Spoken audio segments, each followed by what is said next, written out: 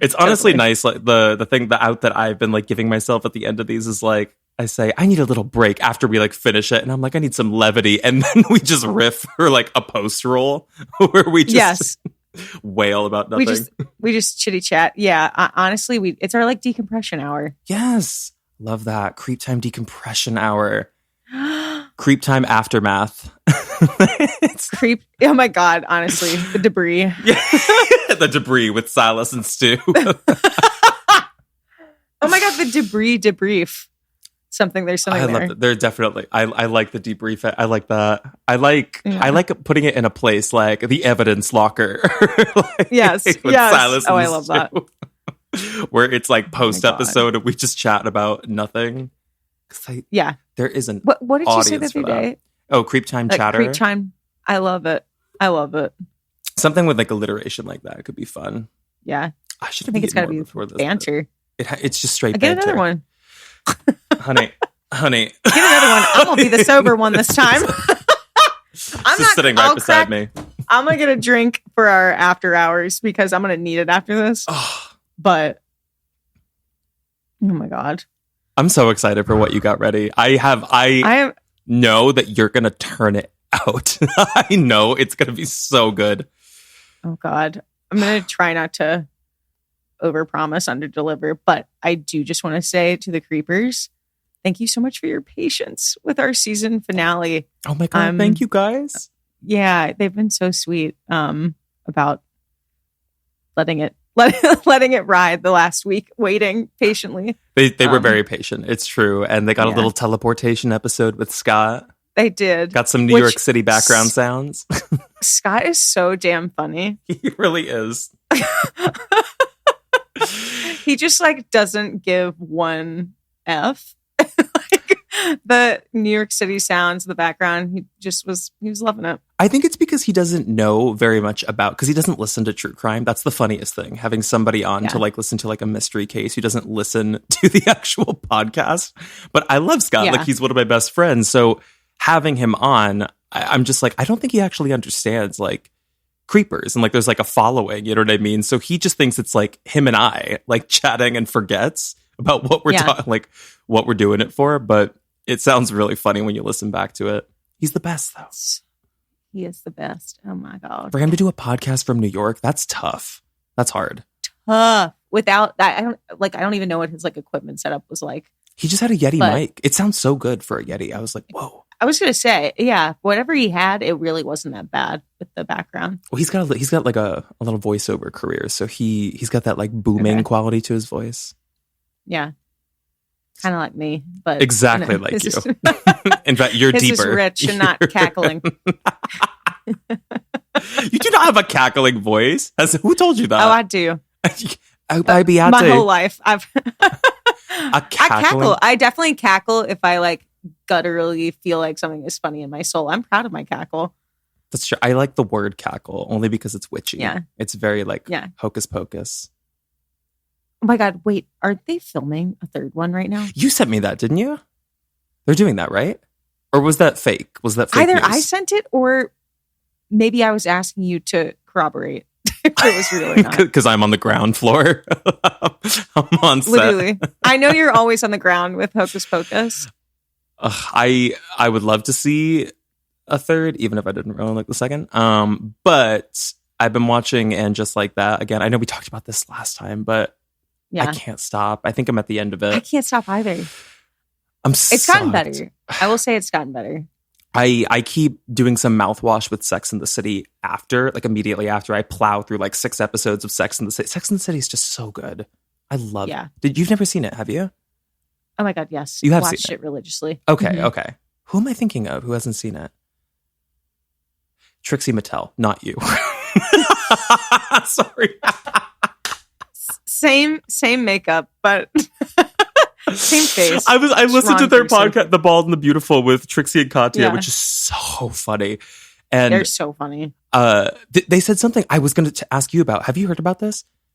In Forrest Gump, what do you think Jenny, what do you think she died from?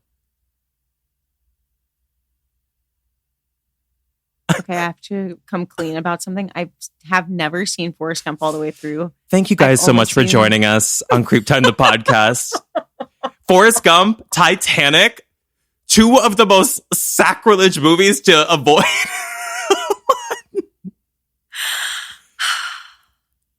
When you come here, I'm making you watch Titanic. I'm sitting you down in a straitjacket, making you watch Titanic. Are you joking? You've never seen Forrest Gump all through? I've never seen all the way through. I don't think. Okay, that one's a little more forgivable, I would say, as opposed to Titanic. Titanic's like, what are we doing? I know, but Titanic was a traumatic thing. It wasn't because I want to go back and watch it, but you were traumatized. People dying just traumatized me. That's 30 seconds, not even 15. I know. Hey, listen, they were first class passengers too. They had a lifeboat. They opted not to get into the lifeboat. That's on them. That's so sad. I know. I just make you cry. I'm literally about to be in tears now. I'm going to launch. What about old Rose, like the old woman who's like telling the story? Couldn't tell you because I definitely know what she looks like and I remember those scenes. But when I tell you, I walked in on my family, I think my older brother and my parents watching, like this was back when the Blockbuster set was 2 VHSs. Oh, we owned it. Oh yeah. Yeah. Okay. And I walked in and that was the scene that was playing. They were deciding that is the saddest scene because it's also with like the little quintet who's like playing that sad violin music. Yeah. That's really, really sad. I can't do it. Yeah. No, you have. Wait, okay, but it's anyways, on Netflix. What did Jenny die from? Oh, okay. So my entire childhood, I thought Jenny died from cancer because I was like, she dies like super young in the movie. Sorry, spoiler if nobody knew that, but that's her thing at the end. She goes, "I'm sick, Forrest," and then she dies, and she's so young that you're like, well, she must have been sick with cancer. I found out on The Bald and the Beautiful she had AIDS. I was like, what? No, I was like, how would anybody know that? Truthfully. But then timing wise, how they like chronicle their life, because I think they go through like them when they're young as like teenagers or like young adults in like the 60s, then the 70s when she's like on the road. And then I think they like reconnect in the 80s, which would have been when the AIDS epidemic was happening. Yeah. So it's somehow implied that I can't stop saying her name is Jenny died. Jenny. Also, that was not the accent he chose for the movie. I also didn't know that. The kid who played young him had that accent, that voice, and he couldn't like break it, the kid. So they just made an executive decision that Tom Hanks would do that voice for the entire movie. What a pro. Adaptable. Chameleon. Anyway, very happy to start our final episode off by talking about AIDS, but please feel free to pivot to child murder if you care. My God, here we go. We have to announce what we're doing. You do it all. I'm gonna sit back and drink my Hanoon. Am I doing it all? Oh my God. Creepers, welcome to our season finale. Our season finale! I wish I had a confetti cannon. Oh my God. I cannot believe. I know we've said we can't believe we've done our, 40th or 45th episode or whatever. This is just so nuts. A whole plus year of doing this with 50 episodes. It's such a joy. It's been amazing. I don't want to repeat what I sent you in like the note because I know you haven't gotten the note yet, but I'm so grateful for you. And I won't get like sappy or anything just yet, but I'm very, very excited that we're here. We're at this place. I'm so grateful for you. It's been amazing because we've just gotten to like totally reconnect as friends and just like we've never lost our friendship connection, but like just to like enhance it by getting to like talk to you every single week, it's just been like such a joy. Sometimes murder just brings you closer. Scary stuff. Disappearances, conspiracies. Somehow it's drawn us closer. And we're really bringing it home with this case. Creepers, you asked for it. I don't even know if you can hear finale. This drum roll. I'm like patting my chest. We're going to be covering the murder of JonBenet Ramsey. They knew it was coming. Oh, man. They didn't actually. Nobody guessed it. Really? I didn't see it anywhere in the comments. Oh my gosh. I know I put it up as a thing you could vote for, and they did vote for it, but we could have picked anything, but. Yeah. Well, I mean, it feels so heavy because, of course, like the weight of the season finale case, but like, as I was kind of telling you before we got on, I mean, it's just such a heavy case and there's so much to go off of, like on the internet as far as research goes. And also not much to go off of in terms of like the evidence. So that's what I do know about it. They botched the hell out of this scene, like, and case. Yes.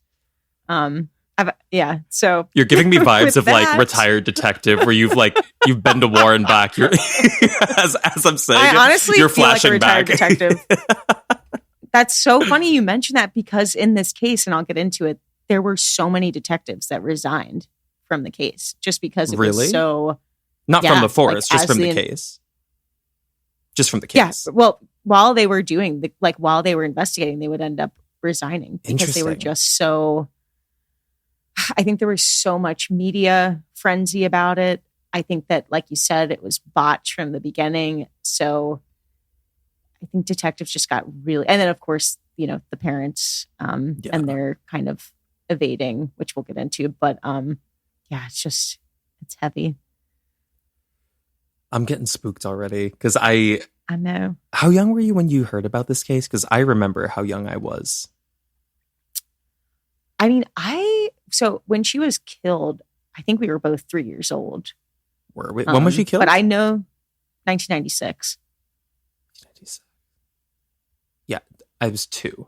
But the coverage of it went on and on and on and on. So like all throughout the 90s into the 2000s, like the coverage was still happening. Mm-hmm. So I feel like as a child, I feel like I probably heard about it when I was probably like 6 or 7. Just like that there was this little girl, and that's kind of all I knew. That's kind of what I think too. When did the Lifetime movie come out? Because that was my introduction to it. Let me look that up.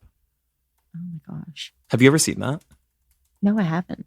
Honey, first of all, for anybody who wants to see it, it's free and it's on YouTube. It's the entire movie's on YouTube. It was this says 2016, but that is not right because I saw it when I was like 7. Is it just called Who Killed JonBenet Ramsey? Well, if it came out in 2016, I'll just say that was another big year for this case because it was the 20th anniversary. So it was like this huge resurgence of like evidence being reexamined, interviews, so that would make sense if it came out that year. There was definitely something else that came out that year, but this was something else. Oh, it's called Getting Away with Murder, the JonBenet Ramsey story. I think that's what it's called. No, this is a doc. Oh my God. Oh wait, no. Is this it? I will find it and I will make us watch it and react to it at some point. Well, I love a Lifetime movie. I don't even know if it was a made-for-TV movie, but it was shocking at the time when I was a kid because it was pretty graphic for like a TV movie. Yeah. Okay, wait. Should I launch in or should we do the intro? I feel like I have to tee it to you to do the intro. I'll forget all the admin. The intro. Oh, no, I'm forgetting all the admin. When I'm ill prepared, I'm like, hey, everybody. Thanks for showing up. Well, welcome back, everybody, to CreepTime, the podcast with Silas Dean and our hostess who's going to lead us, Miss Stu. We're very, very excited for episode 50. Everybody, if you're here for the season finale, I'm assuming you're already following. So let's skip it all, honey, and let's get straight into it. Let's get into it. Whew. Okay, deep breath. Big, big breath. I'm going to crack another high noon. Please do. Not sponsored. Need it. I know. Well, first of all, like I said, I am absolutely honored to be closing out our season 1 finale. And even more so that you've entrusted me to cover this case, the unsolved murder of 6-year-old JonBenet Patricia Ramsey. That name evokes such a wide range of emotion with those that live through its coverage in the media.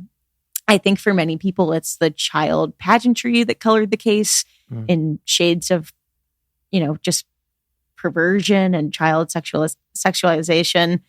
I think others might hear the name JonBenet and instantly visualize the faces of her parents, John and Patsy Ramsey, remembering the horrific notion that perhaps these two seemingly loving parents murdered their own daughter. Or maybe for some, it's the idea that after a joyous Christmas day, a home invader could come in and leave one of the most infamous ransom notes in true crime history and take the life of a sweet 6-year-old girl in her own home. Yeah. I polled a couple of friends and family members about the associations they make, like you and I were just kind of talking about, when they hear the name JonBenet all these years later. For most that I asked, it was the striking pageantry images of her and the videos that instantly came to mind. For others, it was that dreadful feeling of never having been able to trust their gut on whether the parents were involved in her murder or not. But one thing is for certain. This case remains one of the most infamous in true crime history, and one that instantly conjures unsettling emotions to the point that many have buried their memories of this infamous cold case. I think the family and friends that I polled would have rather I not ask them actually to revisit their memories of it. So shout out to all of those that did indulge me and indulged all my questions while I was doing this research. With that being said, there is a certain seriousness I want to make sure that I handle with the research of this case and covering it on the podcast. And I think anytime there's a child and sexual assault and murder is involved, it's important that we handle it with special care. So I do just want to prepare the creepers that this one might just feel a little bit less Gilly Hicks coded. Though I will reference Nancy Grace at certain points. I was going to, didn't she she has a little history with this, no? She was all over this, and she still kind of is all over this case. I mean, I actually was surprised there wasn't a ton of coverage of hers from the 90s. Like I was hoping to find more. I think of her show as like early to mid 2000s more. Yeah. Because was she on CNN or was she on Fox before? CNN was her show, right? She was on HLN, I thought. Which was CNN first. Yes. Or sorry, that was was like pre-CNN. Right. Okay. Yeah. So I think I had thought that she was more involved, like when this was actually being covered. And she definitely wasn't there right at the time of the murder. A lot of the coverage that she had I watched was actually her kind of being interviewed later on to give her take on it, which was I don't know, that registered as her on the ground floor in Boulder with a mic. No, that's kind of what I was hoping for. Early young days, 20s Nancy Grace. Wow. Yeah. Interesting. We need a dramaturg. Yes, I will get to yes. I will discuss kind of what Nancy pointed out in this case, because I do think she made a lot of really good points about it. Our girl Nancy can be pretty over the top, and I actually think there's a couple of quotes of hers that I wanted to make mention of, because I think she handles it pretty well. She's an interrogator, a prosecutor. She is, prosecutor. But yeah, so I just wanted to state that up top, that I also kind of personally feel a heaviness in my heart with this case. So I just wanted to honor that and be respectful. And I'm curious for you, what emotions it brings up for you. Is it as heavy for you, or what impact did it have on you growing up? What's so if any? It certainly did have an impact. Like I said, I think it was one of the first times when I was a kid, when I learned about it, that I understood that kids could die. I don't think I had ever thought about that when I was 7 or 8, but it's strange because maybe there are some creepers who agree with me on this. I would say that this is the most famous true crime case, if not maybe just the most famous unsolved case in the world.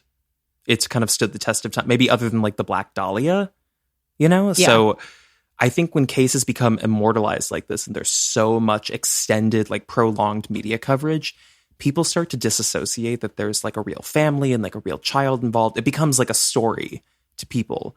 And I think for a long time, that's how I thought of it, as just a collection of images and the movie I had seen on TV. It never felt real. Did you ever feel like that? Yeah, I mean, now totally. I'm sure you don't, because I'm sure you've seen autopsy records and you've gone deep.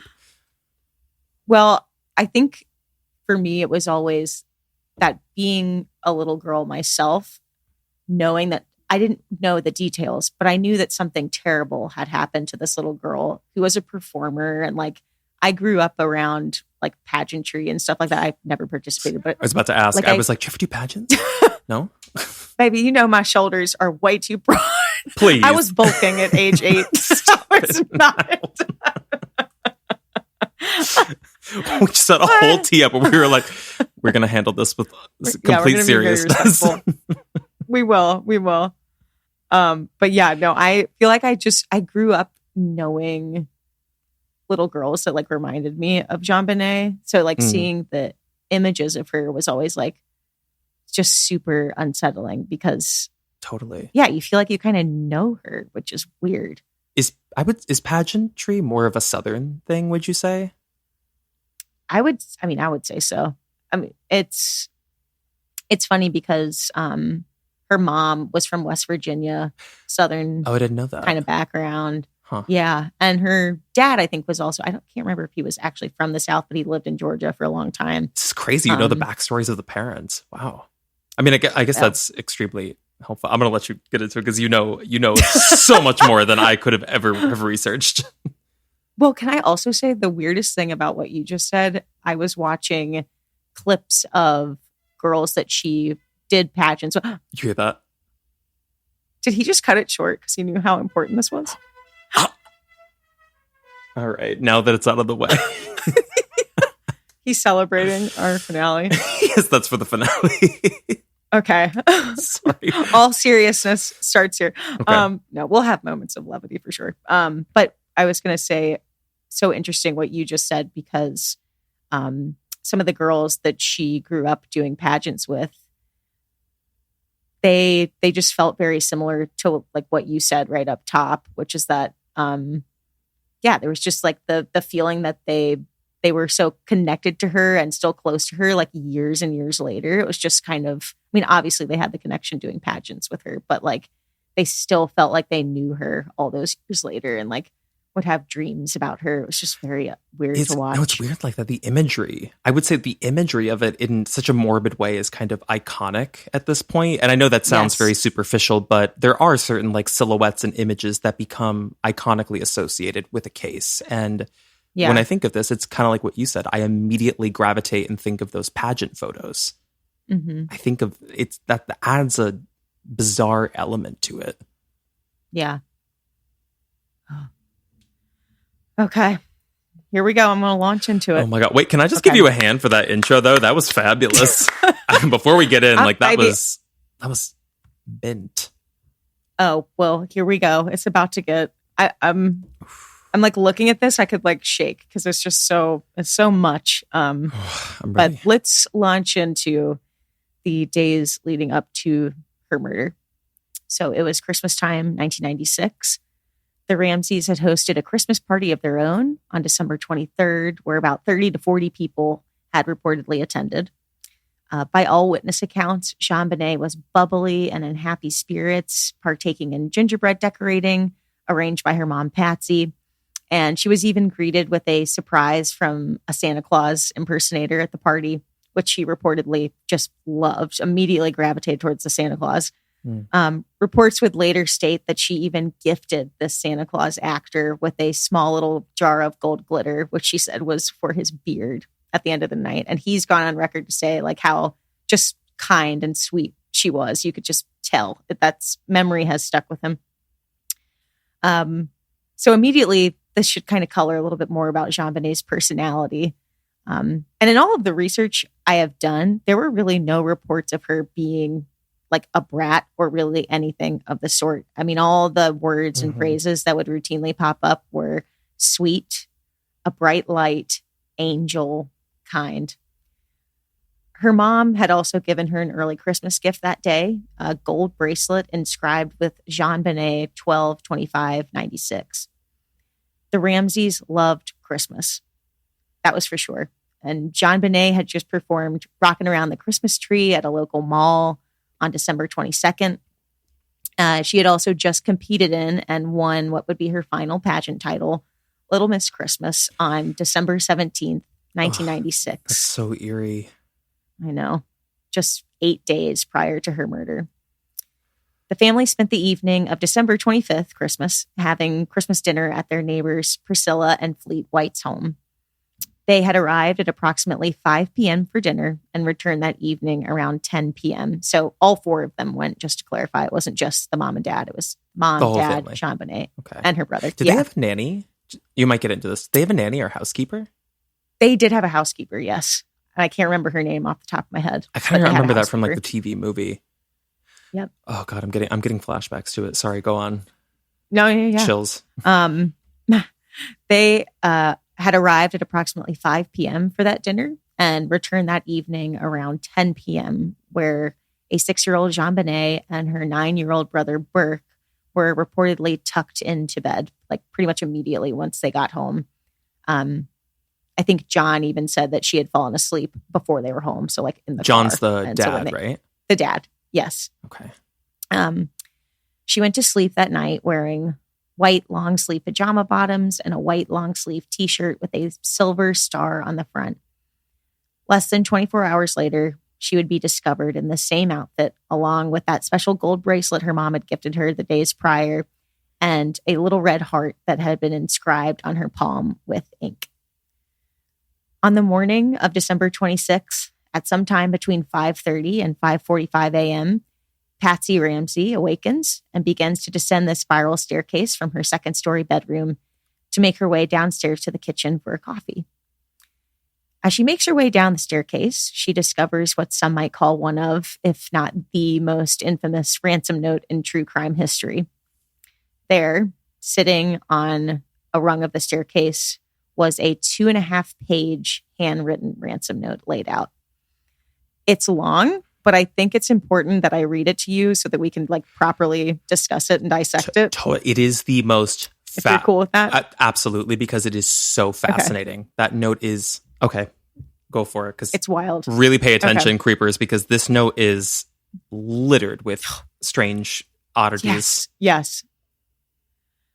So the note reads, "Mr. Ramsey, listen carefully. We're a group of individuals that represent a small foreign faction. We respect your business, but not the country it serves. At this time, we have your daughter in our possession. She is safe and unharmed, and if you want her to see 1997, you must follow our instructions to the letter. You will withdraw $118,000 from your account. $100,000 will be in $100 bills, and the remaining $18,000 in $20 bills. Make sure that you bring an adequate size attaché to the bank. When you get home, you will put the money in a brown paper bag. I will call you between 8 and 10 a.m. tomorrow to instruct you on delivery. The delivery will be exhausting, so I advise you to be rested. If we monitor you getting the money early, we might call you early to arrange an earlier delivery of the money and hence an earlier pickup of your daughter. Any deviation of my instructions will result in the immediate execution of your daughter. You will also be denied her remains for a proper burial.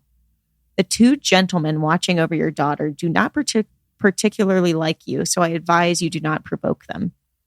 Speaking to anyone about your situation, such as police or FBI, will result in your daughter being beheaded. If we catch you talking to a stray dog, she dies. If you alert bank authorities, she dies. If the money is in any way marked or tampered with, she dies. You can try to deceive us, but be warned, we are familiar with law enforcement countermeasures and tactics. You stand a 99% chance of killing your daughter if you try to outsmart us. Follow our instructions, and you stand a 100% chance of getting her back. You and your family are under constant scrutiny as well as the authorities. Don't try to grow a brain, John. You are not the only fat cat around, so don't think that killing will be difficult. Don't underestimate us, John. Use that good Southern common sense of yours. It's up to you now, John. Signed, Victory, SBTC."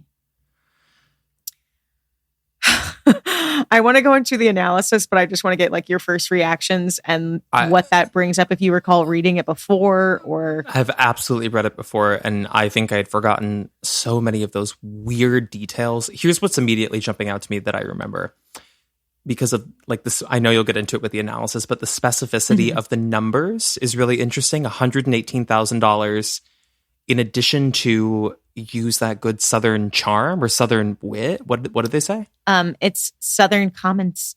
Use that good Southern common sense of yours. Okay, I remember a line from the movie where somebody, because like eventually they like invite people over who were looking at the ransom note, I think, and they're like, he's not from the South, but you said he's from Georgia?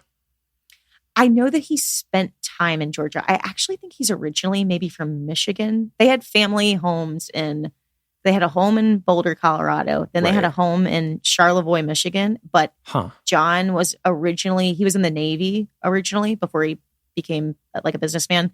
And he was stationed in Atlanta, Georgia for a long time, like in his youth. So I think that's why I'm thinking he was in the South for a while. Who would know that? I don't know. Who would oh my God. I mean, sorry, that looks could kill. My other question was, what was his job again? What did he do?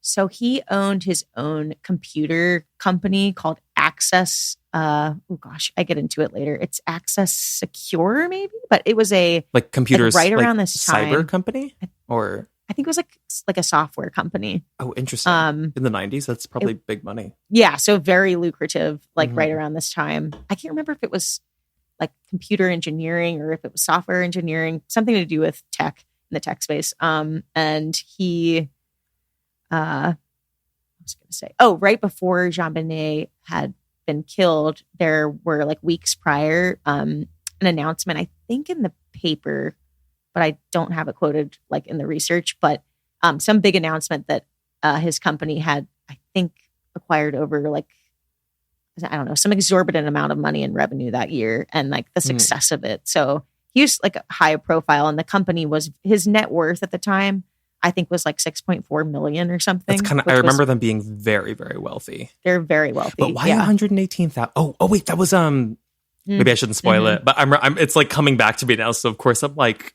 treating it like a thing to call out. You keep going. You keep going. Well, Sorry. you got it. I mean, let's dive into it. So investigators have studied this note, of course, over and over again because of the lack of DNA evidence left at the crime scene. This letter has been really like the only item left behind by the killer that gives us real context clues into their psyche and who they might have been.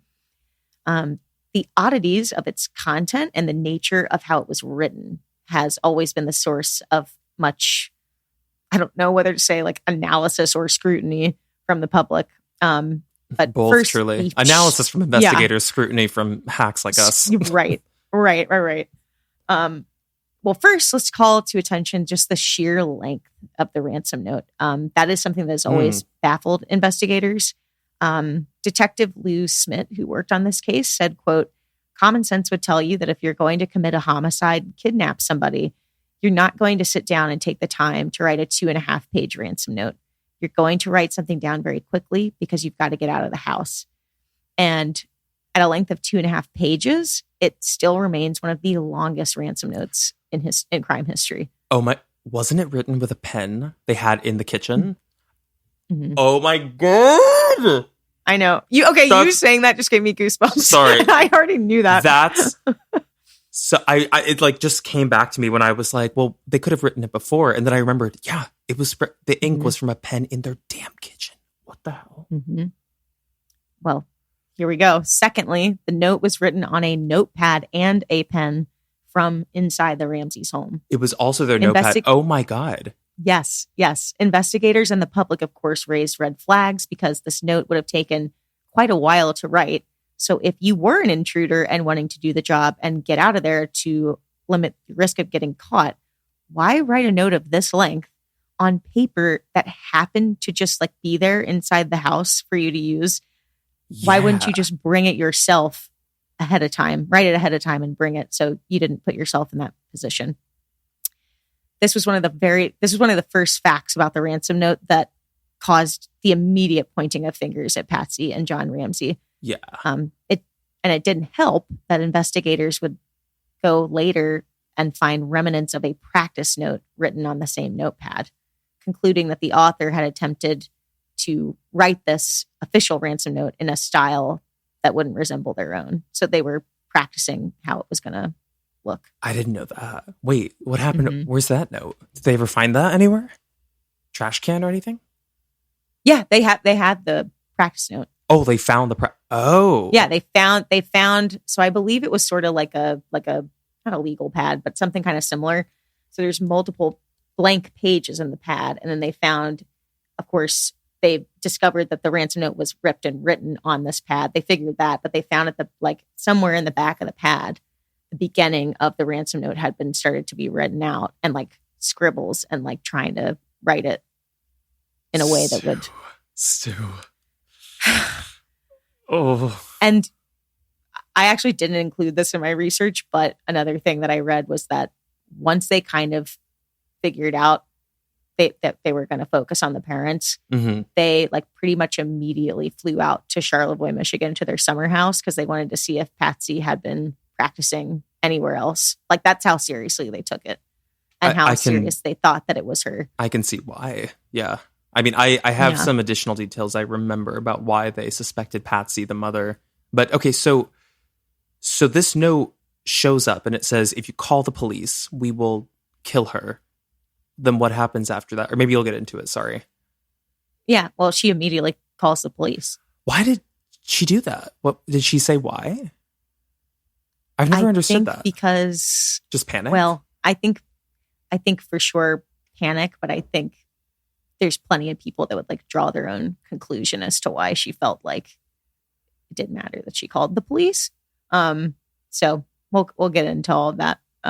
This is dark. But yes, this is dark. I know it's very dark. I'm also like, just for the record, creepers, I'm really trying to be as like down the middle as I can, because I think that's where people get kind of like, I feel like they get in a rut with this case because they just go straight to the parent theory because there is so much to like. I'm raising my hand. There's so much to back it up, but I think if I can maintain like a little bit of just that middle ground, it's helpful, because I will say, and I told you this earlier this week over text, like by the end of it, I was very just like unsettled and still kind of like grappling with what the truth is here. That's what I'm curious about. I'm almost hoping that you'll sway me away from the parents in an odd way. Yeah. I mean, of course, like obviously, like I'm sure no stone has been, they've turned over every stone in this case. So I'm like, if they were initially suspecting the parents and didn't find anything, ultimately it must not suggest that it was the parents. But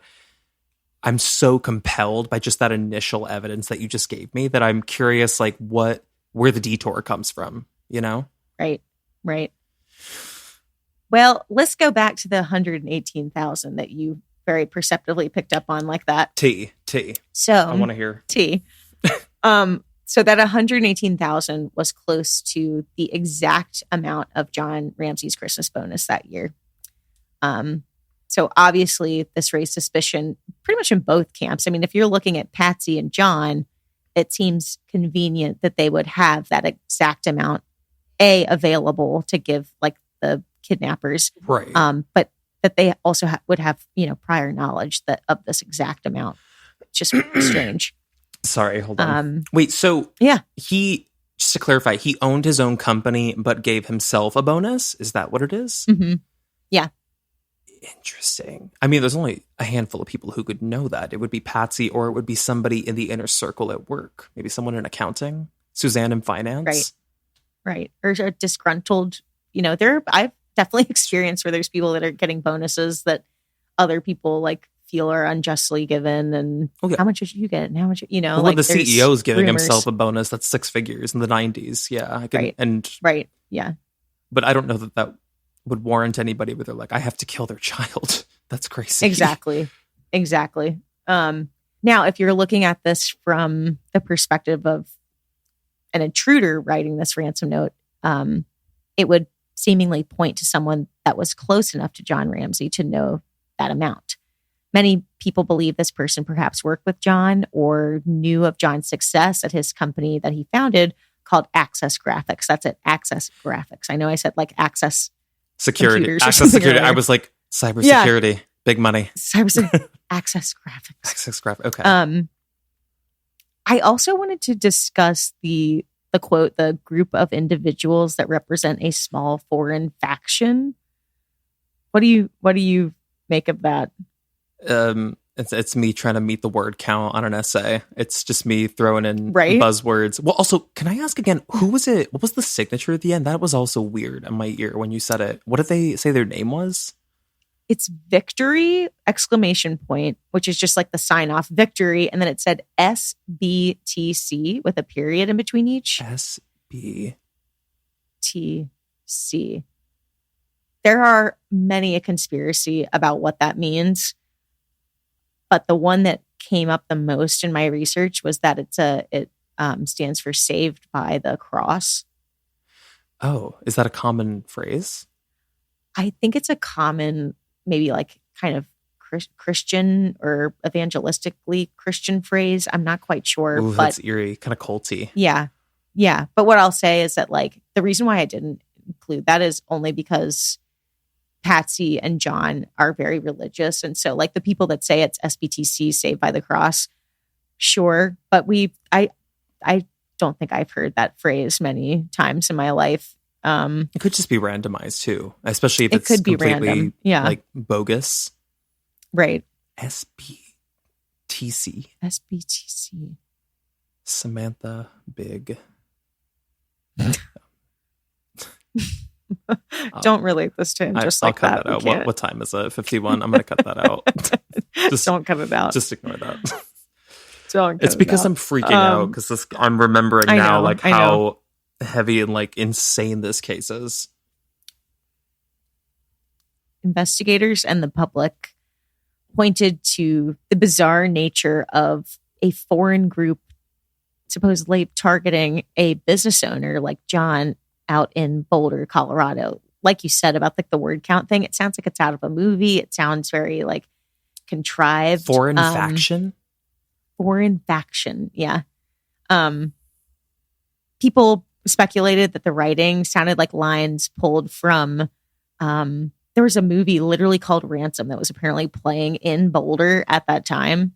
So people definitely pointed to like some of the wording in there felt very like fantastical out of a movie. And for me, it like reminded me of the Zodiac Killer. Yeah. Like some of his kind of canned lines. It's like hyperbolic in a way. It's very over the top. Yeah. A little theatrical. Yeah. That would make sense. I mean, that's compelling to think about like a disgruntled local who's like trying to disguise themselves as a foreign entity and they're just like referencing, I don't know, some crackpot movie that's playing at the time.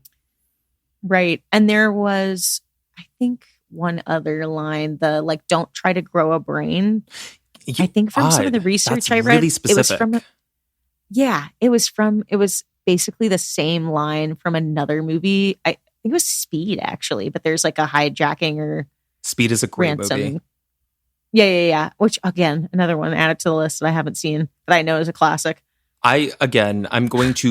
You're going to be institutionalized, strapped down in my apartment. I'm going to make you watch. That was Sandra Bullock's first movie, Speed. Right. No, I know. I mean, I know it's a classic. She got an Oscar nomination for it, right? Did she? That's crazy if she did. She got a Blind Side. She got an Oscar for Blind Side, like an actual Oscar. Right. Which, those people are getting sued now. I know. I was going to say. You good about that? Uh-huh. That's a whole other episode of CreepTime. That's a whole other conspiracy to get into. You've never seen Speed. That's crazy. But that was a line in Speed?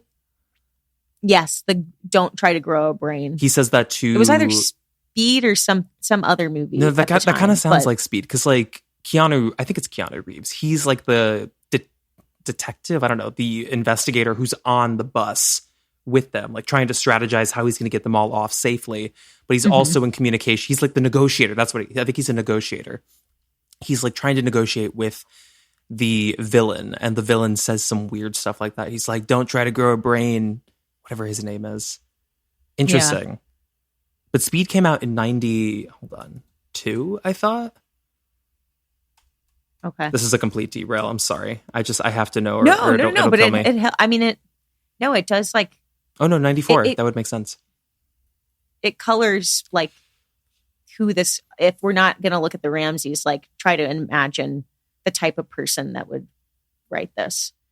You know, I mean, it helps to know what movies they're going to see, or, how, or just thinking about if they worked with him. Yeah, just that they're engaged a little bit in pop culture in a way. Yeah. Also, paints a different picture where I'm not quite thinking of like, I don't know, a loner incel, even though that's like probably who this was, but it's maybe somebody who presented as very normal, which could have certainly been somebody who worked for John's company, and could have been disgruntled. But I'm more compelled by some of that strangeness of the notepad and the pen being from the home and the practice note being left in the home.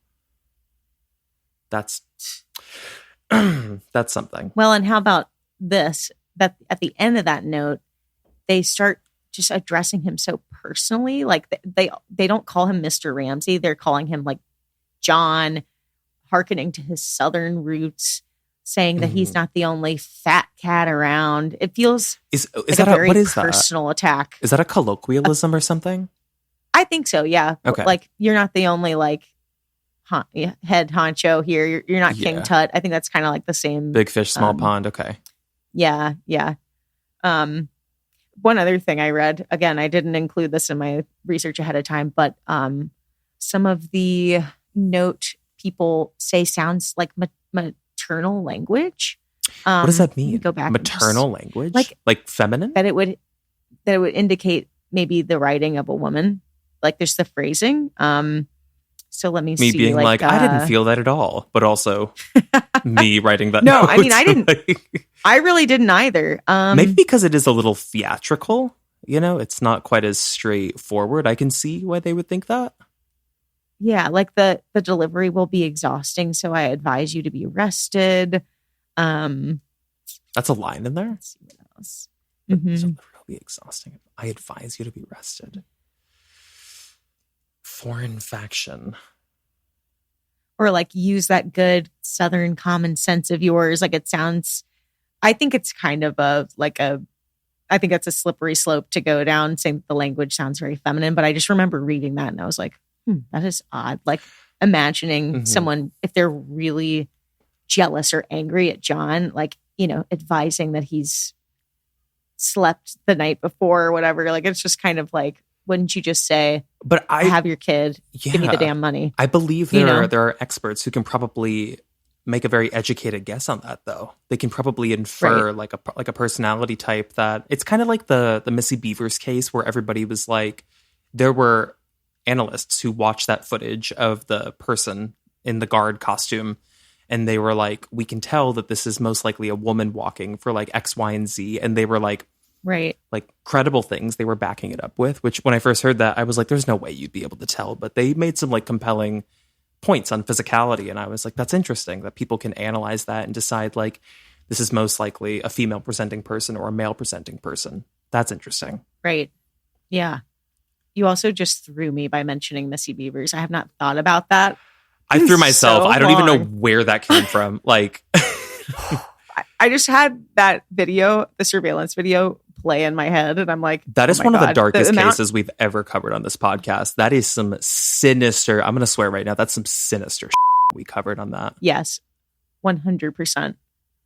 You know what's crazy? Gosh. The Tika Adams case that we always reference, like 24/7. Yeah. Do you know it's like one of our least listened to episodes? Isn't that? It's like literally our least listened to episode, and I'm like, we promote it more than any other episode we've ever covered. We talk about it at least once every podcast. People probably listen to it and they're like, that's so foul, and they've shut it off. I think it's the title. And they also know that she lived. So they're probably like, okay, oh, yeah. That could be it. Yeah, there's a lot of people who don't like the unsolved cases, I know. They're like, well, if I know right off the bat, like if it says in the title it's unsolved, they're like, I can't listen to it because they can't take the wondering. I think that one turns people off because in the title, I literally say, a baby ripped from the womb. Which I think could maybe turn some people off where they're like, I think I'll skip that one. Just a little bit. Yeah, like that might be a little too much for a Monday morning drive on my way to Costco. God. Well, with that being said, Creepers, this might not be a Costco ride one either. This might be I think this is going to be a big one. This is going to be like Zodiac, to be honest. Okay. Now, tethering us back, I have to use your phrasing. What also struck out to me about this note is that they never name JonBenet. They never say her name. That is weird. Why? That's strange. Which would indicate that that's just like a random intruder that they just took the child. But if we're going with the theory and supporting that this person was targeting the Ramseys and her, it just never quite sat right with me that they wouldn't use her name. And like, because I think that would add to the severity of like the nature of this being real for the Ramseys. You know, like if they really didn't write it, that they would read that note and go, oh my God, like this person has been, because their claim was that this person came inside the home and had been there and had been, you know, targeting JonBenet and waiting for this moment. And so in my mind, I'm always kind of like, it doesn't make total sense to me that if that's true, that they wouldn't write JonBenet's name in there if they were that like enamored with her and obsessed with her. That's a good point. I almost wonder, I'm trying to think of like another case that's similar to this, and if they've written the name of their victim, if it's a victim that they've kind of stalked, you know, or they've studied in a weird way. Because all signs kind of point to that, right? If we're assuming it's not the parents, that it was somebody who was obsessed with this little girl. Right. And also the other side of that is like, the more I thought about it, I was thinking if we are thinking that the parents potentially wrote it, did they maybe leave her name out because they were trying so hard to like be authentically some random intruder, like start to stage and paint that picture.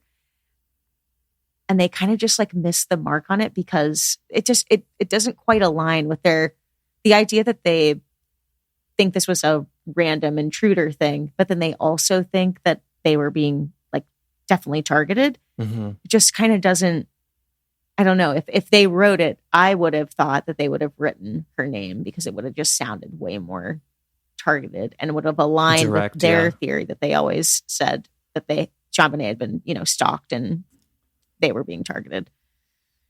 It's kind of strange because I weirdly like almost misremembered the note as like having been directly addressing her.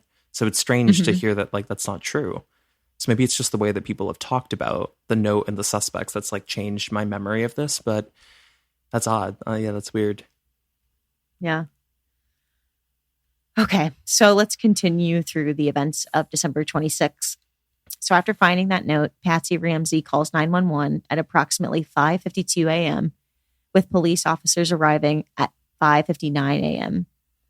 The 911 call has been the subject of much speculation and scrutiny, and I'm going to play it for you now. You have it? I have it, and I'll do a dive into why, other than the obvious, like the fact of the matter, it's deeply disturbing, but it's been analyzed over and over again, much like the ransom note. So I do want to play it for you, and hopefully do you see that? Are you looking at me? I'm tearing up because I've never heard this before, and I'm getting really freaked out. Oh God. I've never heard this before in my life. Just let me know. No.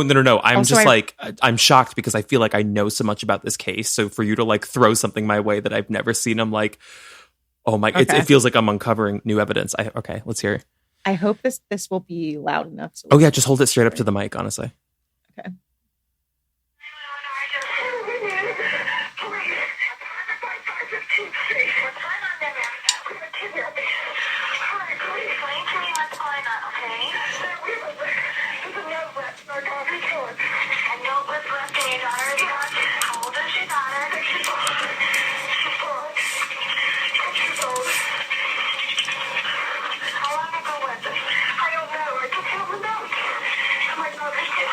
Sugar?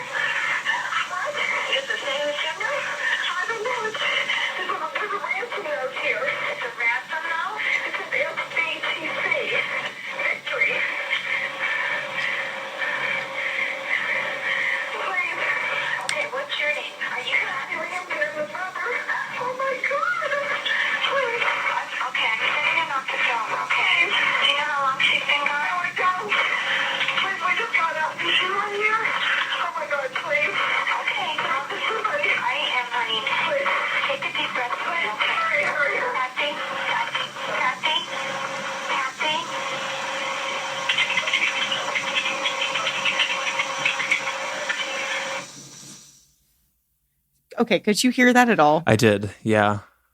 Was it super soft? No, I feel like I can hear it. Yeah. Okay. I feel like it was good. Wow. That's the first time I've ever heard that. How did that impact you when you first heard it? Because I'm feeling oddly convinced that was real. Yeah. That's what people grapple with, is it sounds like if that is a rehearsed thing, that like, damn, did they rehearse it well? Because the panic in her voice is like, so to me, it does sound like a mother that just discovered something and doesn't know what's going on. Yeah, I feel like I could, as like, it felt like I was seeing the thoughts and the realizations happening in real time with her, where like the more she was like answering questions and talking about it, the reality was setting in, which sits in complete contrast of my, like I said, my preconceived ideas about what I think happened with this case and like Pat Ramsey's involvement in it. So I'm very thrown by that. I did not expect that. I was kind of going into it thinking I was going to hear something I could see through, but I'm pretty stunned actually. Yeah. Well, the question, like I said, that's always arose from that is, was the call rehearsed? Like, had she premeditated or rehearsed with John what it was going to sound like? Why did she call? If she had just read the note, it said, don't call the FBI or don't call the police. We'll immediately behead her. That's what's weird. Oh my God, this case. I can't take this damn. We haven't even like really gotten into it yet, which is crazy. We're on page like 3 out of 11. So get ready. Oh my God, we haven't even gotten past the ransom note. There's just so much. There's so much. So I do want to quote the 911 dispatcher. Her name was Kimberly Archuleta. She spoke for the first time about answering that 911 call in 2016. So on the 20th anniversary of JonBenet's death. Oh, wow. She said, quote, I just remember having that sunken feeling that something wasn't right. What bothered me immensely, it sounded like she said, okay, we've called the police. Now what? And that disturbed me. So I remained on the phone trying to hear what was being said. It sounded like there were 2 voices in the room, maybe 3 different ones. I had a bad feeling about this. To me, it seemed rehearsed. That's never changed. Woof. Like, whoa. I'm gonna have to crack open another high noon because that's sending me. Let me take a sip of my 3 voices in the. This case does not take its foot off your neck. Like, no. Every time, I swear to God, I know we've covered like 3% of it thus far, but like every time I feel like I have a grip on it and I'm like, I know what happened here, the rug gets pulled out from under me. I've also never heard that the 911 dispatcher thinks she heard 3 voices. Wait, she also thinks she heard someone say, okay, we've called the police. Now what? Well, she thinks that was like the tone was like, oh, okay, gotcha. I was like, if those were the words that were said, that's pretty compelling. I know Patsy Ramsey's dead, but I know. I'll send to you. Somebody did take the audio at the end when she goes, Patsy, and she's basically either dropped the phone or hung or like let it, if it's a corded phone, it's hanging off the wall. Or just put it on the table or something. They've enhanced the audio and like what you basically can hear, or supposedly people think they can hear, is John and Burke, the brother, and them saying to the effect, and I'm paraphrasing right now. So creepers, we look up this audio. It's on YouTube, but basically saying like, "What have you done?" And to Burke. Burke saying, "Are they going to arrest me?" Yeah. Get out. It's so muffled though. Like I just don't. I even hesitate to bring it up. I know, because it's really. I mean, I think it's definitely a reach, but I mean, I think what's so compelling about it is that the dispatcher said that she felt like she heard other voices. I mean, that's just undeniable. Like that's she would arguably have the clearest perception of it. You know what I mean? Because she's hearing it. It's not like a recording. She's hearing it live. Right. So the dispatcher was put on a gag order shortly after the investigation began. So investigating the moments after Patsy thought she had hung up the phone, that came later, like you and I are talking about. Like how much, like 20 years later, like 2016 later? Yeah. Holy. Yeah. And, okay.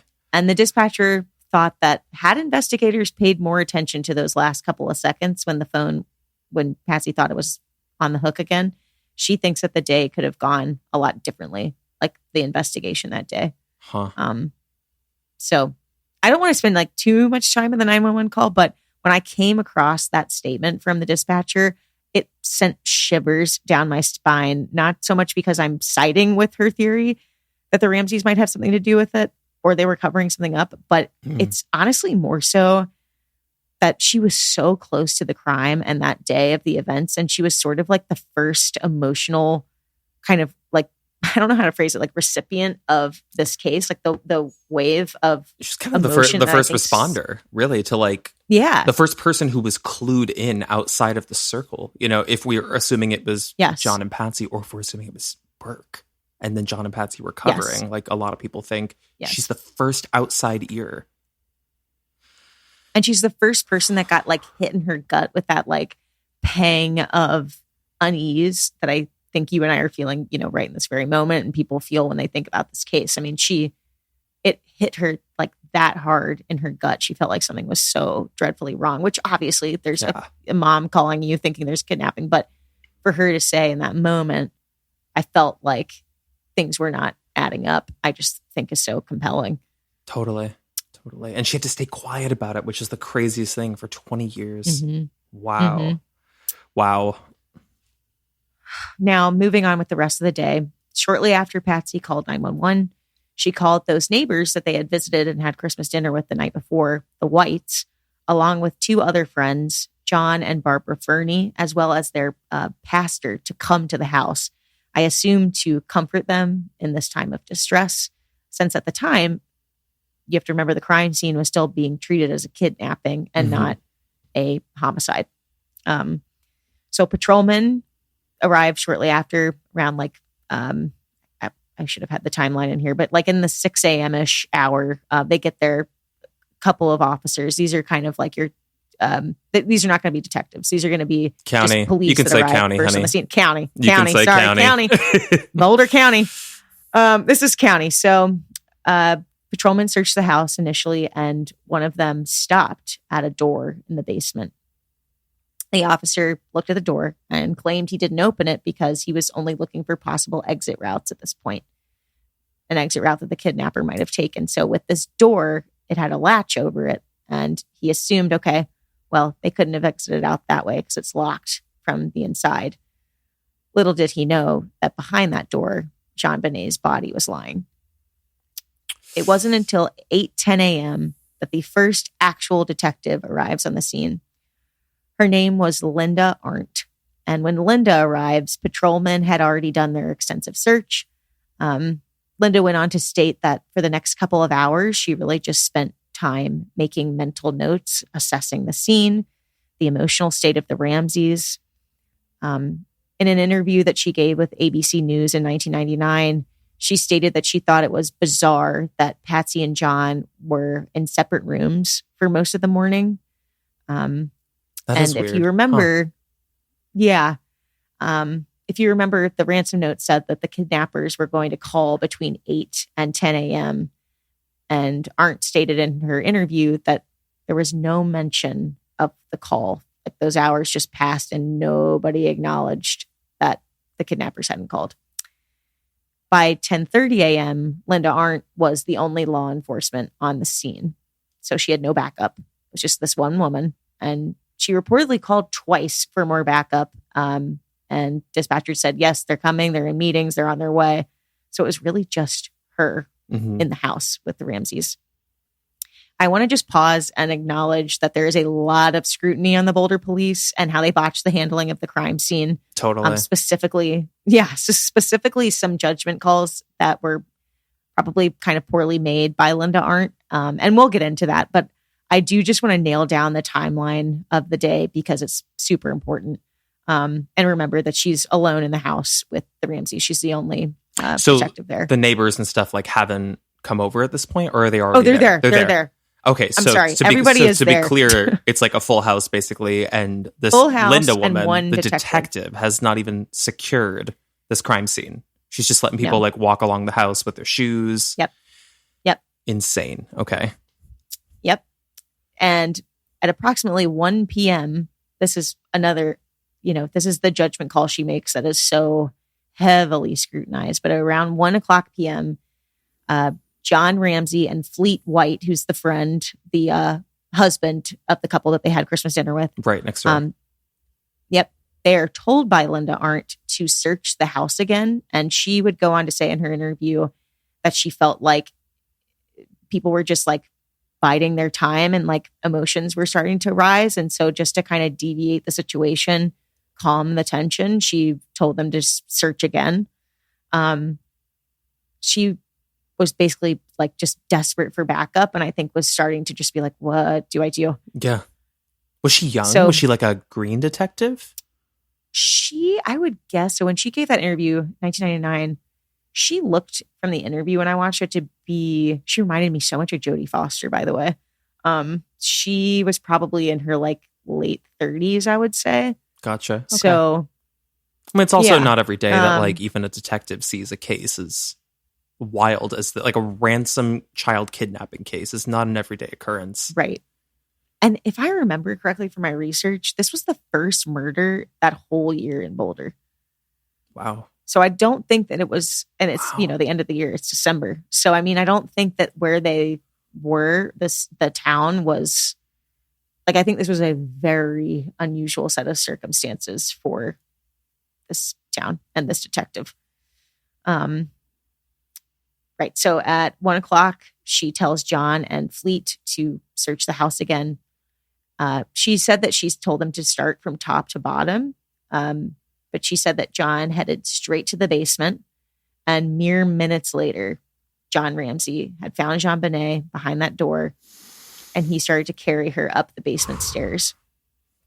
He was ordered to put her down. Once Linda saw him, she ordered him to put JonBenet down. And around 1:10 p.m., JonBenet's body was moved into the living room, I assume by Linda. And Linda called 911, telling the responders that the house was now the scene of a homicide and she could no longer obviously wait for backup. She knew immediately JonBenet was dead. Yes. Cold to the touch. Oh. How are we doing? I'm getting really, really intense flashbacks to the movie because they showed that exact moment in some very graphic detail. And I just remember him picking up the body of JonBenet and Linda taking the body. I guess I didn't know her name was Linda. And I guess the prop they had used for JonBenet was just a stiff child to like show rigor mortis. And that was so disturbing to me as a child to see like a stiff kid. Oh God, I'm getting full body chills thinking about it. I know.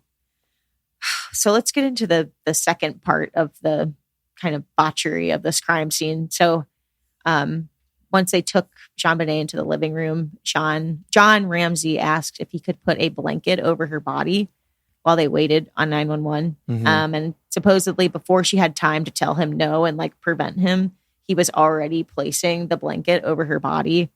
So he already contaminated, her body was already contaminated because he carried her up the stairs. Yeah, but by like he disrupted the scene. Right. By placing this other throw blanket over her, now it's going to have fibers of potentially Patsy, John. If they're all using this blanket. Yeah, it could have been any of like the friends who have been, Yeah. So that was kind of the other part that it should have been secured immediately. Everybody should have been separated and put in different rooms and not allowed to search. But it was just that this is what happened. The pastor apparently then led the group in prayer. Oh, Jesus. And it wasn't. Sorry. Isn't that crazy to think about? Like it's just so how I can't even think of the right word. Like I guess surreal that this has just happened and now we have to like again, it's like they're biding the time. Like what are they gonna do? There's nobody there. It's just this one detective. So I'm sure it was not in like poor Faith, where they're like, I'm sure it was the only thing he thought he could do to like comfort. But yeah, that is so disturbing in my mind to think about a dead child, a dead little girl on the floor in the living room. And then some guy gets up and says, let's lead a group prayer. That's insane. Like people would be going ballistic. Like that's hysterically disturbing. That's crazy. Oh. And of course, I mean, in between those 10 minutes, so the backup law enforcement arrives at 1:20, but there's 10 minutes there. Yeah. Not like the call didn't come in at 5 in the damn morning. Sorry, I'm cracking another high Exactly. Now I'm moving into I'm pissed off. Crack it open. Yeah, good. So let's see. It wasn't until 1:20 that the backup law enforcement and ambulances finally arrived on the scene. Obviously, like I said, the public scrutinized Linda for A, asking them to search the house again, and B, letting John touch the body by carrying it and then subsequently placing that blanket over her. Mm-hmm. Upon discovering the body, Linda Arndt said, quote, "I knew what happened. There is no doubt in my mind." Sorry. I was trying to hold in a sneeze. I'm sorry. I didn't mean to interrupt. I honestly thought you were about to throw up, and I was like, same. I'm sorry. That's how I felt watching her interview. No, oh my God. Let it out. I tried so hard to like not interrupt you because I knew you were about to reveal something big. Okay, go on. I'm sorry. No, my God. When asked in that interview if she thought the killer was still in the house while she waited for backup, and you can deduce what she means by this, she said, quote, "I knew it absolutely." She also stated that, and I don't have the quote in front of me, but in that interview, which I watched so many times because it's just like, again, kind of like the dispatcher, like this is one of the only like people that was right there, regardless of if she botched it or not. Like her account of that day is so just bone chilling. Because she has no bias towards the Ramsey. She's not a friend of the family or anything. Like she has, she can be a neutral reactor to like, she's the first person who's really like on the scene, who's like paying attention. Right. And she said something to the effect of like, at that moment, while she's alone waiting for backup, she grabbed her gun just to like hold it and started counting how many bullets she knew she had. Oh my God. Really? Yes. Oh, this movie. We're going to watch this movie together. Again, free on YouTube. Okay. Well, how did I not I did so much research on YouTube. How did I not come across that? The entire movie is on YouTube, like all of it. Oh my God. Okay. Well, this is where it's about to get creepers. Just take a deep breath because we're going to talk about how the body was found and the autopsy of JonBenet's body. Okay. So in an interview with Barbara Walters, John Ramsey stated, quote, "I knew instantly what I had found. I saw her lying on the floor, her hands tied above her head, tape over her mouth, eyes closed. I immediately took the tape off of her mouth. I tried to untie the cord around her arms, but couldn't get the knot untied. I screamed. I picked her up. It was like a dream. I screamed, but I couldn't say anything." The following day, Boulder County Coroner John Meyer would conduct an autopsy. Linda Arndt was also present at that autopsy. The cause of death was ruled as a result of asphyxiation by strangulation via a garrote. Do you know what that is? No. What is that?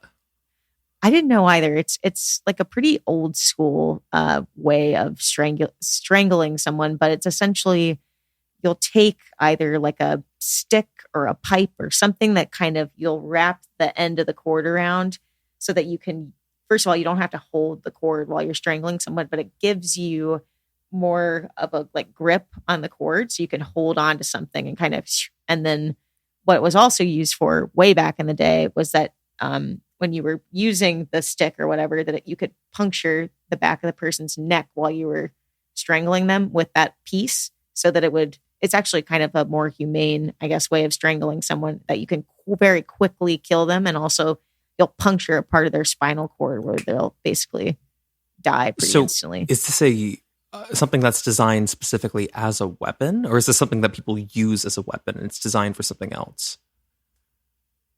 I would say in this case, it was specifically designed to be a weapon. So this was something that was your question. Was this already in the house, or was this brought in? Like, was this a part of like the It was not. Interesting. Well, it wasn't. So okay. I feel like I have to just tell you this because I know you're going to be like sick, because it's really just, this is also what just made me so ill over this case. The way that this person, her killer, had fashioned it was they had taken a paintbrush of Patsy's that was in the house, broken it, and used that as their stick that they would then wrap the cord around. Oh. So the cord, whether it's, okay, let's say it's the Ramseys or an intruder, they had the cord already, I would assume. And then when they decided, okay, I'm going to strangle JonBenet, they then decided to do it and fashion themselves a garrote instead of just wrapping the cord around her neck. They decided that it would be better for them for some reason to do the garrote. That was her official cause of death? No, so her official cause was she was first blunt trauma to the head. She was hit with some object, and then she was that's what I remember. Finished off with the strangulatory device, the garrote. Oh God! Because in my mind, I was like, "There's no way Burke could have done this like strangulation thing. That's too intricate for a child to know. Like, what would be his reference point?" Right. So it was ruled as a strangulation, as well as a skull fracture as being the ultimate thing that killed her. Linda Arndt described the trauma done to JonBenet's head while she was at the autopsy as, quote, savagery. There was also evidence of sexual assault. The autopsy revealed scraping and swelling of the vaginal area, as well as a series of scrapes on the back of her right shoulder, her left lower back, and left lower leg. Her underwear also contained traces of urine as well as DNA. Her DNA or semen? Go ahead. Not semen, DNA. Okay. So I was just going to say that, but I heard you go, and I was like, yes. Because I'm very good currently in my head at the FBI punching in all the data points at this case because I'm going to solve this damn thing. Well, it's the sexual assault component of her autopsy in the case is very unclear, I think, to like myself and a lot of people that investigate it. It's not obvious that she was like raped per se, but something had gone down, either staged or for real, where there had been some sort of trauma to her sexually. And then people think she was then like wiped so that things were not showing up. Yeah. But there was traces of urine, DNA, and a matter that looked like, I think it was blood or either a bloody substance that was in her underwear. Interesting. Okay. So the other interesting thing about that, her bladder was found empty, which might suggest that she had wet her bed that evening. Another key element to the autopsy, and we'll get to why, go with me here, why this matters later on, but they found fragments of, quote, yellow to light green, tan, apparent vegetable or fruit material, which may represent pineapple in her small intestines, undigested. Now, why is that so important? Well, first, undigested food would mean that JonBenet had most likely eaten that substance a few hours prior to being murdered. But if you remember, Patsy and John claimed to have never they claimed to have put JonBenet right to bed that evening once they got home. And they have said on the record they never fed JonBenet pineapple that evening at the Christmas dinner they attended the night before. And like I just said, they stated she was already asleep when they arrived home and immediately tucked her into bed. So why is this significant? Well, an unfinished bowl of pineapple and an unfinished glass of milk were found on the kitchen counter during the crime scene investigation, seemingly from the night before. When we jump into theories, I'll go into more detail about the significance of it and why the pineapple thing is either like the greatest red herring, or this is a new term I just learned, by the way, which I feel bad that if you don't know it, I'll feel better, but it's the term Chekhov's gun. Do you know this term? I don't think I've ever heard that. No.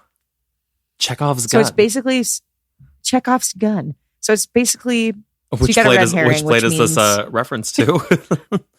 I actually don't think it's a play. When I looked it up, I was like, which one is it? Yeah. Vanya, Three Sisters. Three Sisters. I think it was actually, literally the seagull. I think it's actually just, I think it's actually just a device that he, like a writing device that he like. Oh, interesting. Okay. Where it's the idea that he basically would plant something that seemed really insignificant in his stories at the beginning. And then later on, it would be revealed that they were crucial to the plot. Got it. Okay. So like the opposite of a red herring, basically. So that's the pineapple could be one or the other, in my opinion. Now I have to tell you that during the research, what kept creeping into my psyche over and over again, and I know that you and I have discussed it before, is the damn basement. Like the diagrams I found and the way the house was sort of a maze, and the fact that she was found in this tiny little like wine cellar. There was only one way in and one way out. It just makes my stomach turn. And the idea that JonBenet was awoken and taken to that cold basement, most likely in the middle of the night, and she was either absolutely terrified, or on the other hand, she thought nothing was wrong when in fact it was about to become dreadfully wrong. It's just like one of the most horrific things to imagine. And I mean, I can't get that out of my head. How do you feel about like what must have been running through her mind? I am okay. There's a couple of things that I'm thinking about. Part of it has to do with the basement. Part of it has to do with like the quietness of all of this, and part of it has to do with the pineapples. There's a million things racing right now. The one thing that's dawning on me, big time, is that this was it? It wasn't Christmas Eve. It was the night of Christmas Day, right? So it was the 26th. So yeah, the morning of when she was found, but like the night before would have been Christmas Day into the night. Yeah.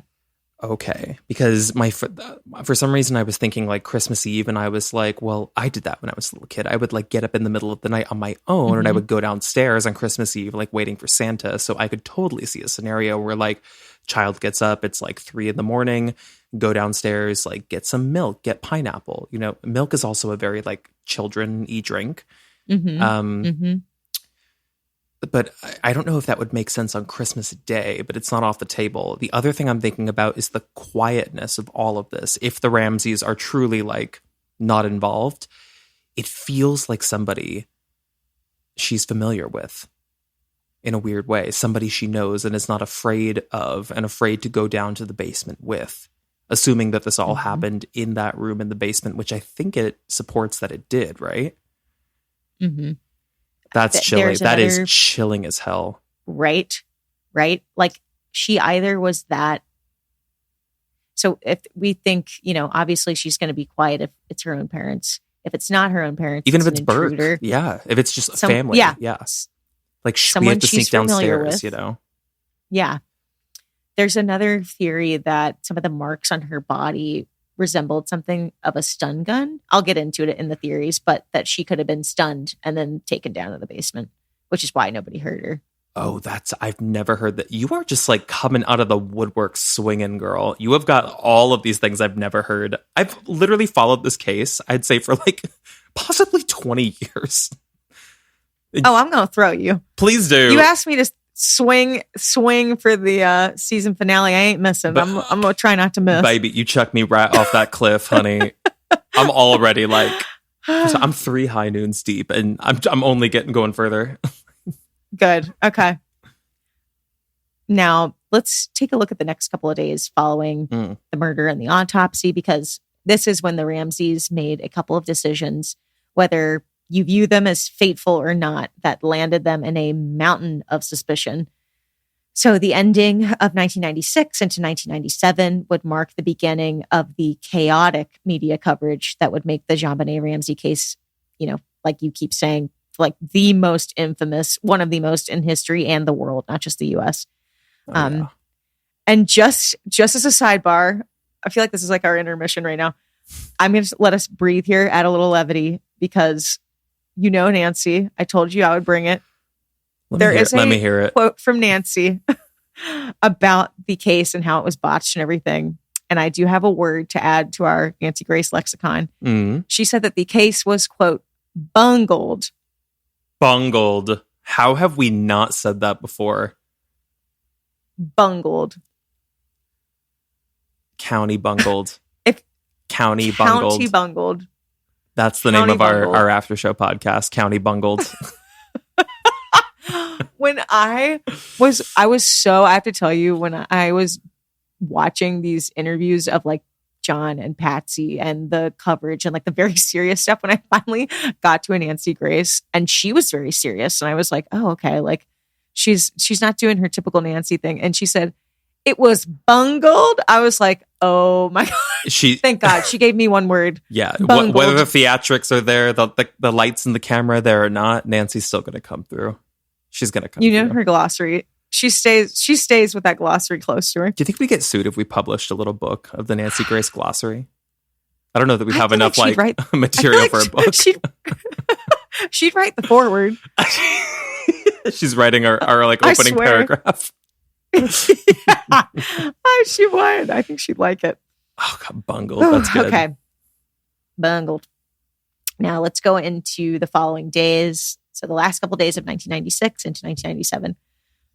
On December 28th, the Ramseys agree to go down to the Boulder Police Department, and they give samples of blood, hair, and DNA, which is known as non-testimonial evidence. So they didn't get interviewed or anything. Okay.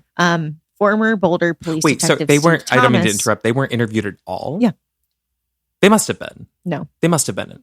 Get ready. They weren't interviewed for nothing? What? Did they have lawyers? Not then. Yeah, they lawyered up immediately.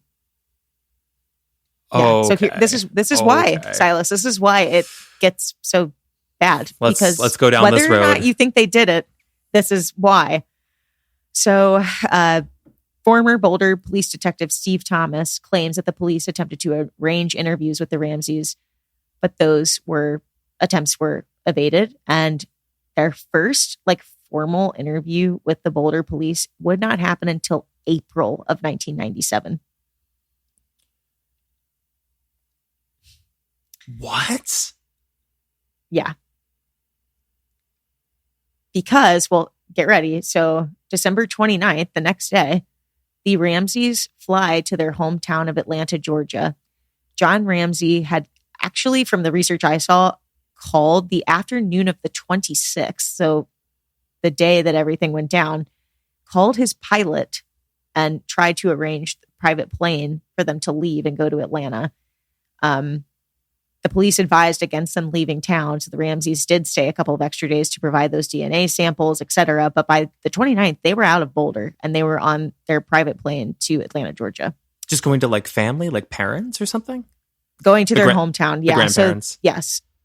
I don't know. I guess it is the grandparents. I actually don't know from my research. I should know that. That's odd they didn't come to them. But also, I'm putting myself in the shoes of a parent who just found their child dead in their home. They probably don't want to stay in that home. They may not even be allowed to. Why? I remember. So John was married previously before Patsy, and he had a daughter in that marriage. She had died tragically in a car accident. Her grave was in Atlanta, Georgia, in Marietta, I think, actually. And they wanted JonBenet to be buried next to his other daughter. Oh, I see. So they were already thinking of arrangements for funeral. Yes. Yeah. I see. Okay. Yeah. But still, it's not a great look. It's sketchy. No interview till April is mind-blowing to me. Right.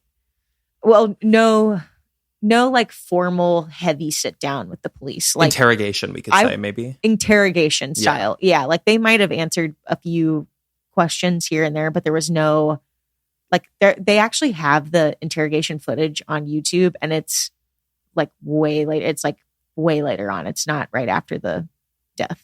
Really? So, yeah. So December 31st, the Ramseys lay JonBenet to rest at a cemetery in Marietta, Georgia, where this was so weird to read because I have lots of family in Marietta.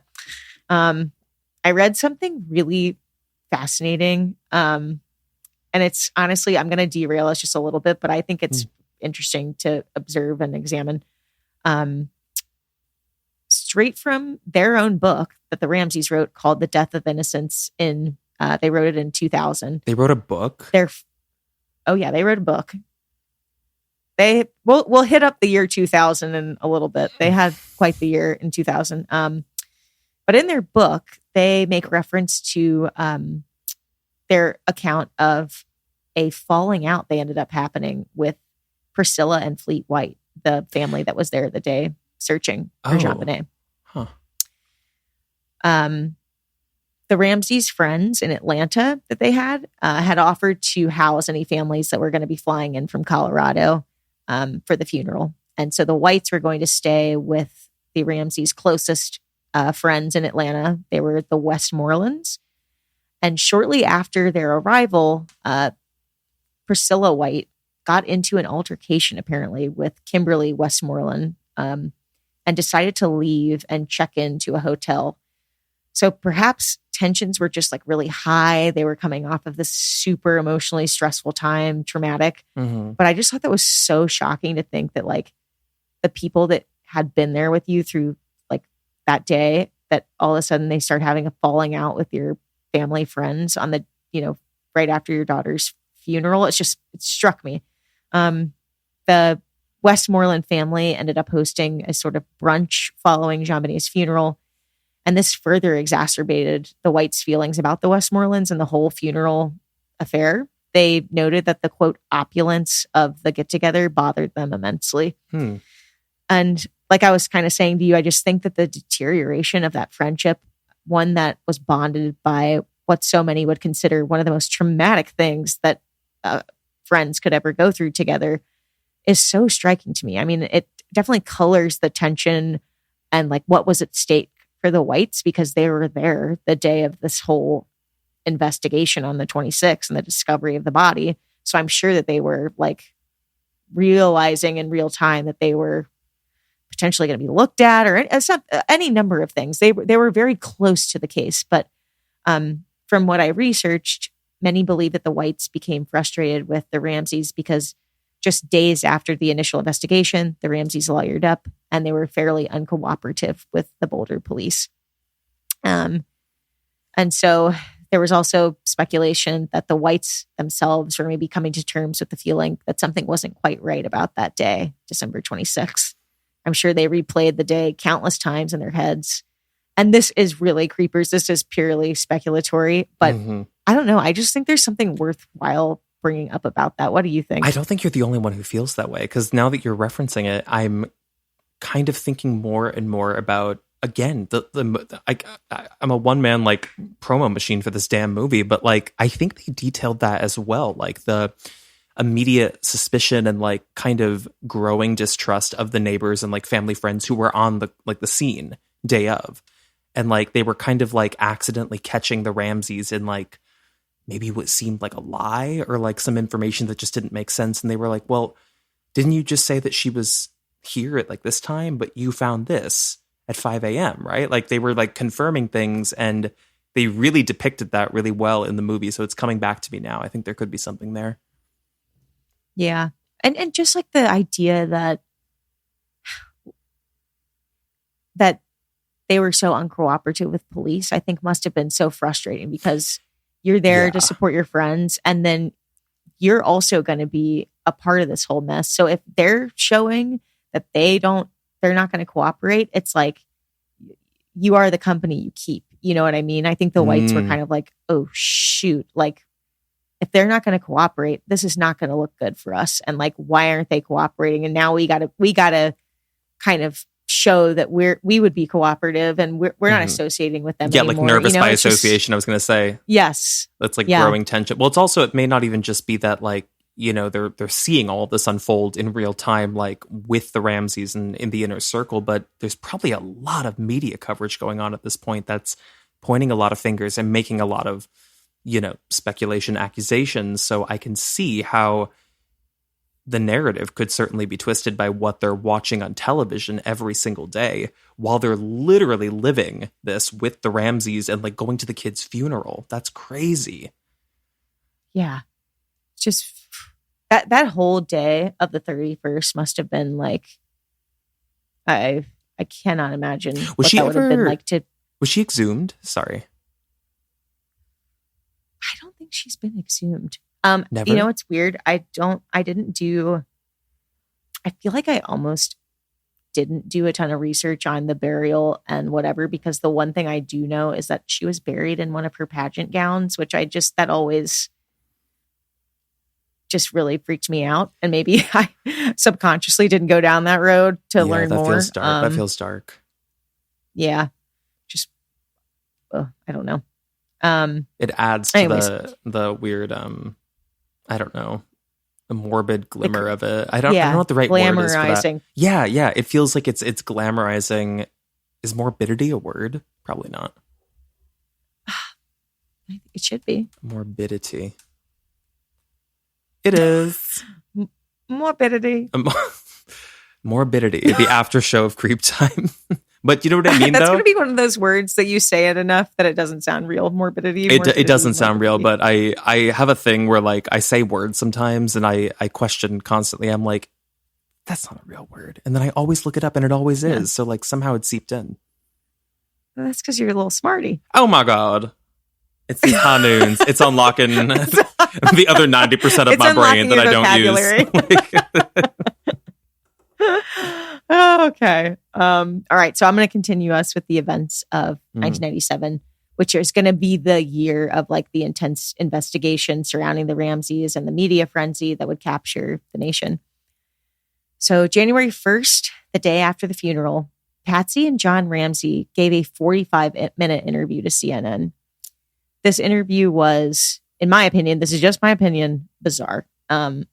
Patsy appeared to be, I think, on sedatives of some sort, which I absolutely would not blame her for, to be honest. I mean, she just seemed so dazed. And I think it was also just like one more thing that could be, you know, something people could point to that made it look like they had some sort of involvement. They were just sort of, because she was sedated, it was like the natural emotion of like just having your child be murdered just didn't come through really. And John Ramsey showed some emotion.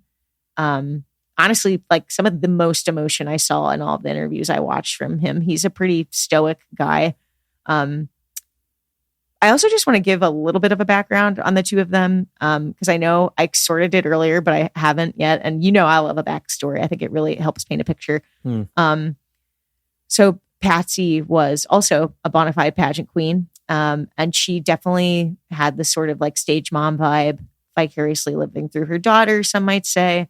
She was a former Miss West Virginia and a devout Christian woman.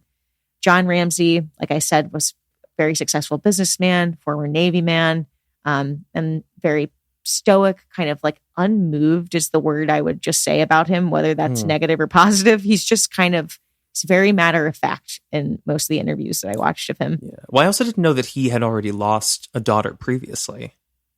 That really builds some context, because that changes a man, changes anybody. That's a really good point. Yeah, I that is a very, very good point. I hadn't thought of that.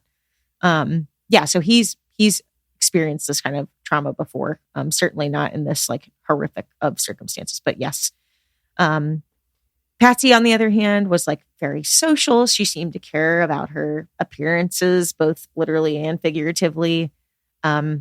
I'll also touch on a couple of other interviews that I watched with the two of them and dissect their emotions, but I did just want to give you like a little bit of background about them. Yeah, no, it's helpful. So moving on to March of 1997, this is when handwriting analysis is done on the ransom note. Let's get into it. And let's get, because this is where it happens. Okay. So this analysis would eliminate John, but not Patsy Ramsey. Patsy's inability to be completely eliminated as the ransom note author is one of, I guess you would call it like the linchpin in this case against the Ramseys. Her writing samples have been studied over and over again. Handwriting experts have noted that her A's and certain ways that her letters would kind of touch against each other match the exact way the ransom note authors did. Patsy would end up submitting 5 handwriting samples between March and May of 1997 after investigators determined that the first couple of samples were questionable. Like she was trying to skew her handwriting? Well, potentially that, or from my research, investigators claimed that she appeared sedated, which I was like, oh my God, when I read that, because I was like, that makes sense that she might have been, for the interview, she might have been on something. Yeah. Which again, I also agree honestly, with you. I could not blame any parent who just lost a child from like needing an immediate sedative. Totally. But it's odd to me that her legal team or even like her husband would be like, we should go on television when you're in this state. Yeah. That's odd. Yeah, there's a lot of questionable decisions that either her lawyers or I still can't tell from the research. I need to go back if they had like a legit PR firm they were working with. I saw like the detective that really did not like them. He used that phrase a lot, which I don't want to like quote him because I don't know if they actually had a PR firm, but whoever was telling them the decisions to make, they either were like, I think, way overprotective with them in certain moments where they didn't speak truth to power at all, or they totally jumped the gun and put themselves in a compromising position. Yeah, it could have been with her being on sedatives. A PR crisis manager. I follow a couple of them on TikTok, and there's this woman who's really good at it, but that position has been around for a long time, and usually they're there to protect companies, but not usually like individuals. Maybe that's what it was. Were they paid for that interview on CNN? I don't know. I mean, back in like the heyday of television, like that would have been big time ratings. So it's dark to think about them being paid for an interview it was the day after her funeral, right? Yeah. It's dark to think about, but if they were paid, it would have been a very, very large sum, like probably 7 figures. As if they needed it, but I know. Yeah. Oh God, I hope they weren't paid. So let's see. Okay, so on April 19th of 1997, the DA's office, Boulder District Attorney's Office, led by DA Alex Hunter, labeled JonBenet's parents as the prime suspects of this case. Now, this, again, I was going to say in my research here, I said, this is a fact that blew my mind, but it's already blown yours. We'll address it. They had not sat down for a formal interview with police at this point, and their first one would be conducted on April 30th, 1997, which was 4 months since the death of their daughter. Okay. Over the next several years, the investigation and the media storm surrounding would grow more and more intense, and it wasn't until September of 1998 that a grand jury comprised of 4 men and 8 women began their investigation. They pored over evidence for the next year, studying the autopsy, DNA evidence, that 911 phone call. During that time, Burke Ramsey, JonBenet's 9-year-old brother, was also questioned. Oh yeah, I forgot about and Burke. It wasn't. Yep. It wasn't until October of 1999, after studying all the evidence, with a primary focus of determining if Patsy and John Ramsey could be indicted, that the DA's office announced that the grand jury had completed their investigation and they, quote, did not have sufficient evidence to warrant filing of charges.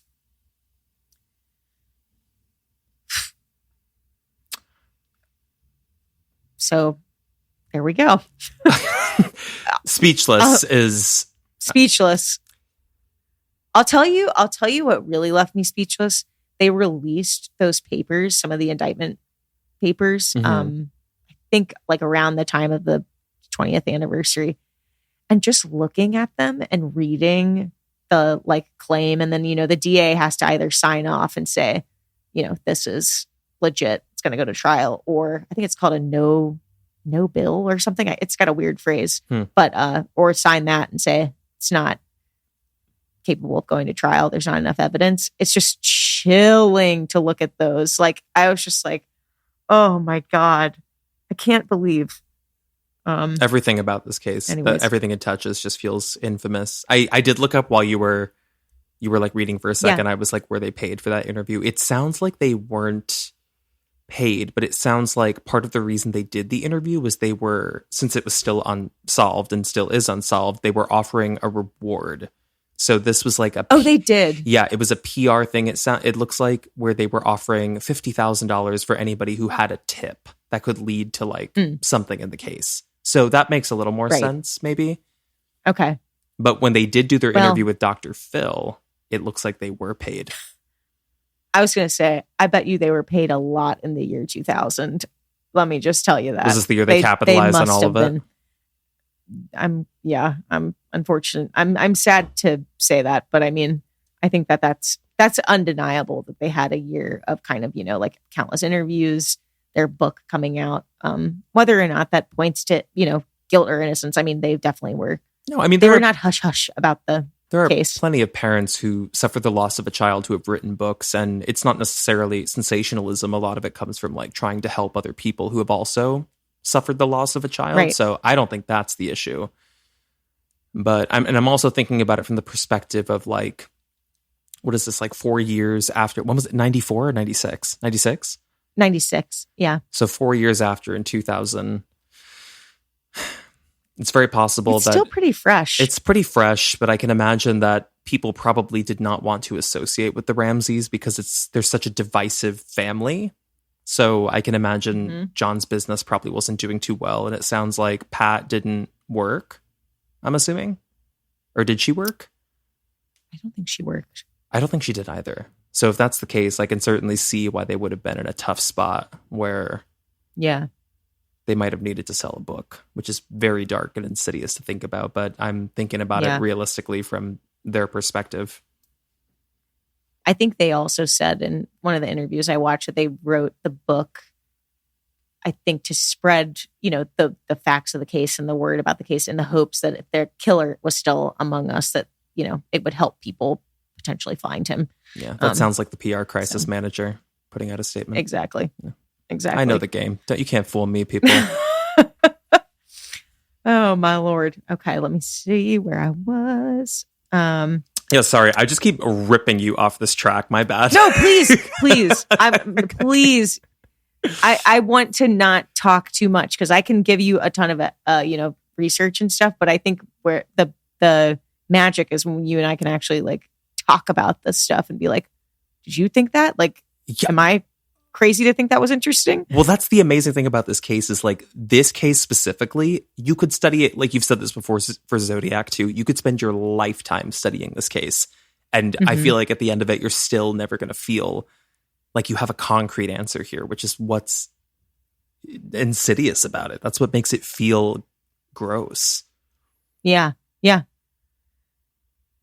So another thing I want to point out about the investigation is that there were a handful of different detectives, I know I told you this at the beginning, that would end up resigning from the case due to the lack of cooperation from the Ramseys, the way they felt like it was a botched job from the get-go without much hope of getting control over it and stabilizing the investigation. And then on the other hand, there were other detectives that felt like the Ramseys were unfairly targeted and that the notion of a sexual predator or an intruder could have done this were tossed to the wayside unjustly. Notably, there was a detective, Lou Smith, and I actually quoted him earlier about the ransom note, which is kind of ironic because he ends up being in the camp of the intruder theory. But he was asked to come out of retirement by the DA's office in 1997 to assist with the investigation. Smith believed the intruder theory, and he would end up resigning and later going to work for the Ramseys directly, which was as odd. What? A private eye? They had their own private investigation team, and he worked with them. Interesting. Okay. He stated that he believed the Ramseys were unjustly painted as the focus of the case. And he stated in an interview with Katie Couric in 2000 that he believed the marks on JonBenet came from a stun gun, which was used during her killing to get her down to the basement unheard.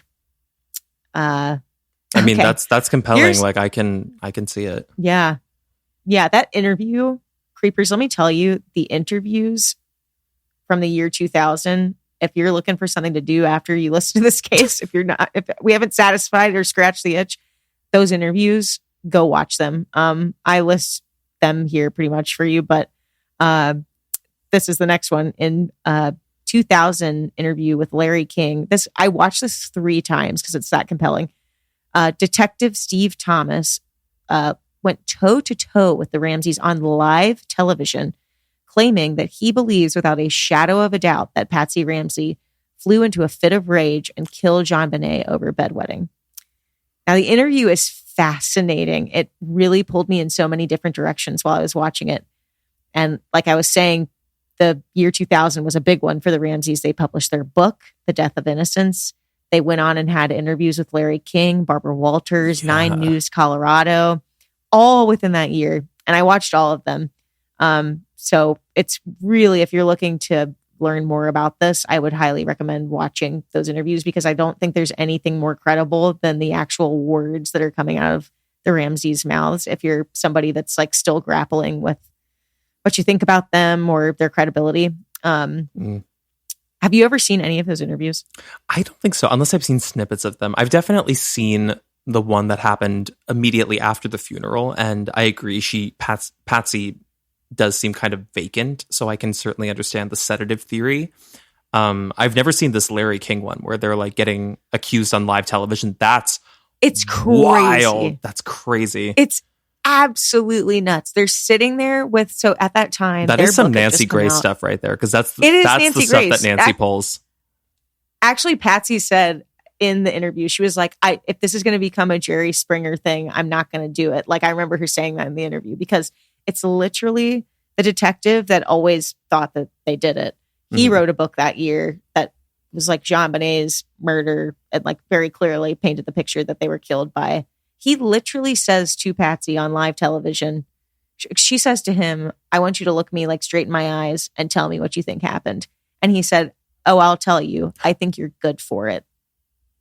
That is wild. That is actually, I mean, insane. But that's the thing. It's so volatile that people really do believe, and they are convinced beyond the shadow of a doubt that, like, of course the parents did it. I mean, look at all of this evidence. Look at like a pen and paper found in the home, Patsy's handwriting, like all signs point to the parents. So I can see why people are like feeling vindictive towards them. I get it. Yeah. And the really interesting thing about that, the ending of that interview, Larry King kind of ties it up perfectly. He's like, Larry King was even in the room. Is he just he's moderating the whole thing? God. Moderating the whole thing. Absurd. And you can tell that he's like, this is the craziest television I've ever produced in my life. Like, he doesn't even know when to go to break. He's just like so enthralled with it. So definitely check that interview out. But at the end, he basically says, because they have such obvious tension with Steve Thomas, they're not going to be questioned by him ever again. But he says, Larry King says, if you went tomorrow, would you go tomorrow to Boulder Police if Steve's not there? And would you sit down for an interview? Because that was the whole thing. They could never get them asses in the seats for an interview long enough. And they say, yeah, they're like, yes, we would do it. And it's sort of like the vibe you get from Steve is like, it's a cold day in hell before they're going to be interviewed anymore by the Boulder Police. So yeah, he's like, how about you follow up on this after we cut cameras and see like what really goes on? Right. Interesting. Okay. Yeah, it's pretty nuts. Okay, so finally we're going to get to the theories. Thank you for sitting We're at theory. Oh my God. Wait, we just hit the 2-hour mark too. We're right around. I know. This is a juicy Creepers one. Take a sip. Oh man. Whew. So really, I mean, that's kind of the thing about this case. There's really only 2 main theories. And of course there's like other like conspiracy theories like Katy Perry and the random suspects and whatever. But the 2 main theories that people go off of, I want to explore with you.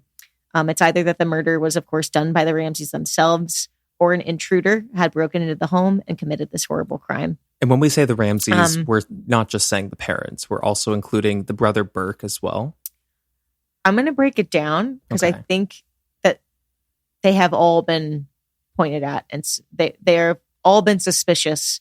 And stories of each of their guilt has been painted in the media. Okay. Either individually or as a combo. As a unit, so, yeah. I mean, there's no way that Burke didn't, if it was a case that Burke did this, there's no way that the parents weren't involved in some way to help cover it up, you know? Right. So let's see.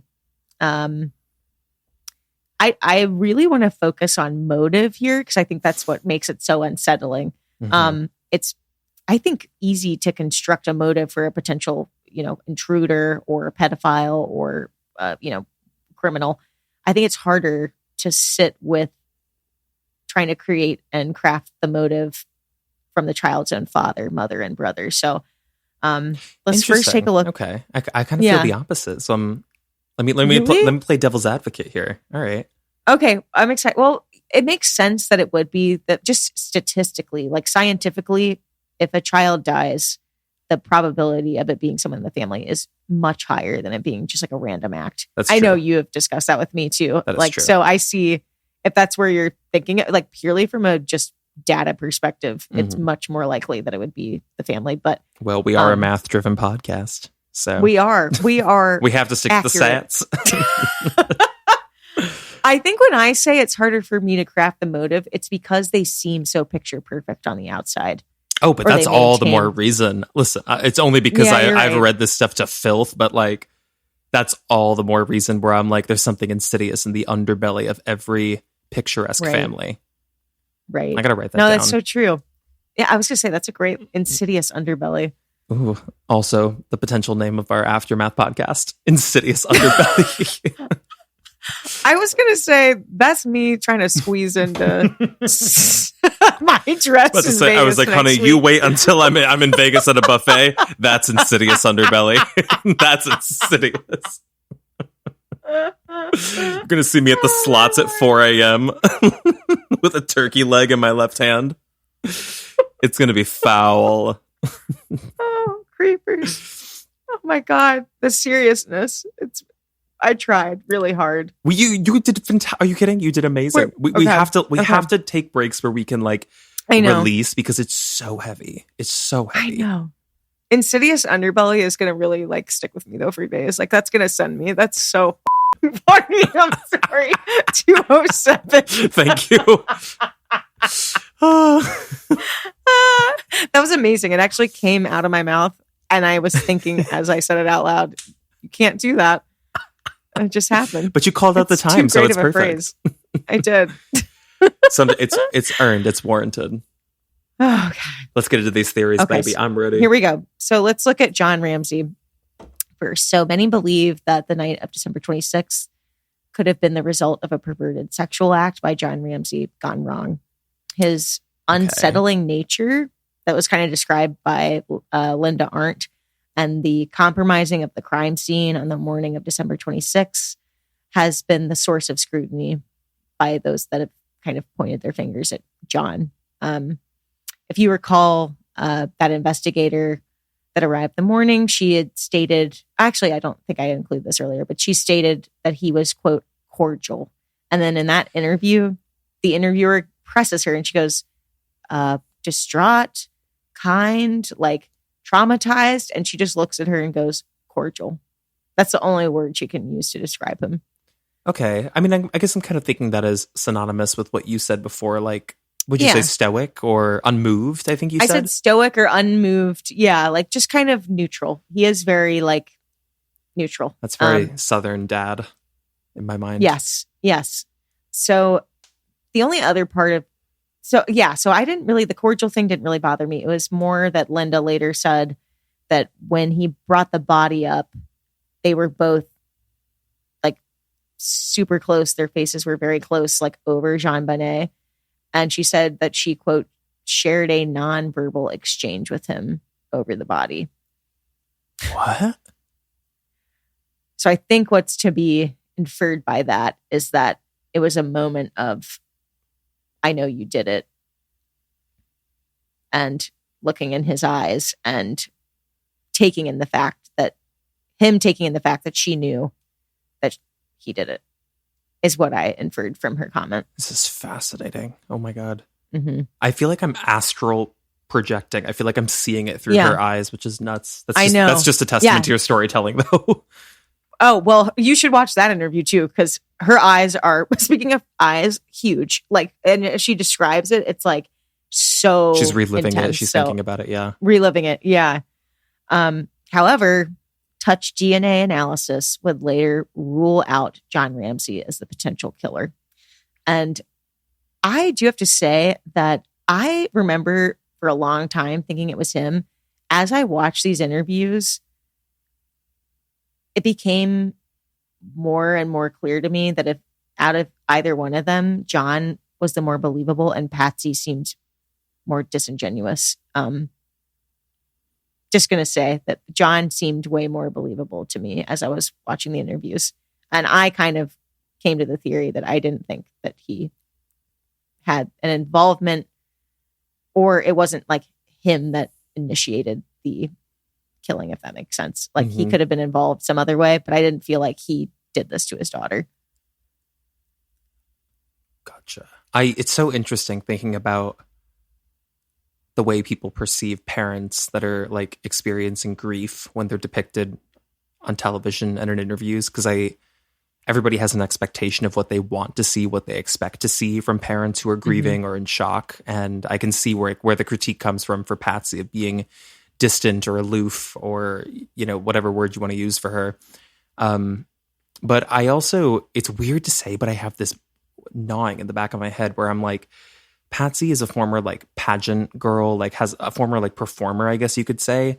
And there is something inherently odd, no matter what the circumstances, something weird that happens to you, like a presentational quality when you're like that kind of a person, or you grew up in that when you like get on camera. I can't explain it.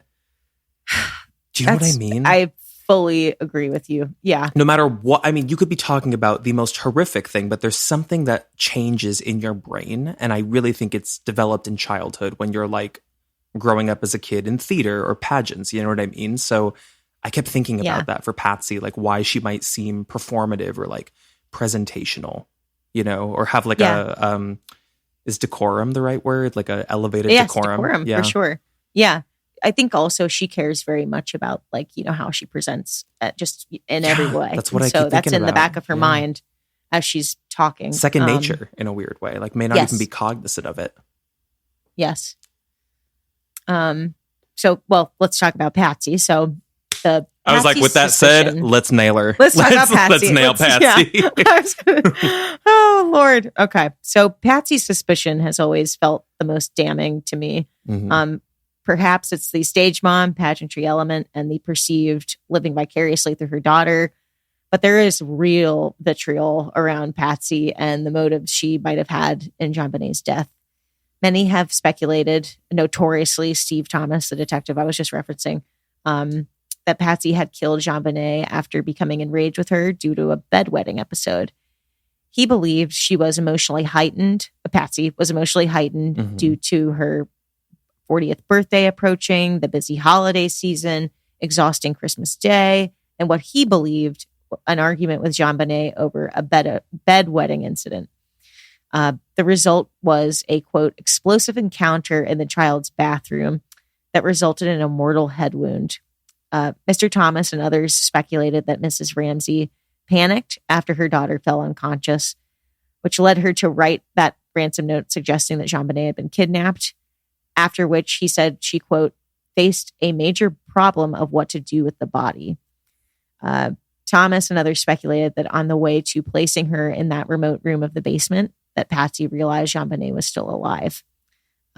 Only feet away from her paintbrush tote, she grabbed a paintbrush, broke it to fashion that garrote, and got some cord, and then she looped the cord around the girl's neck.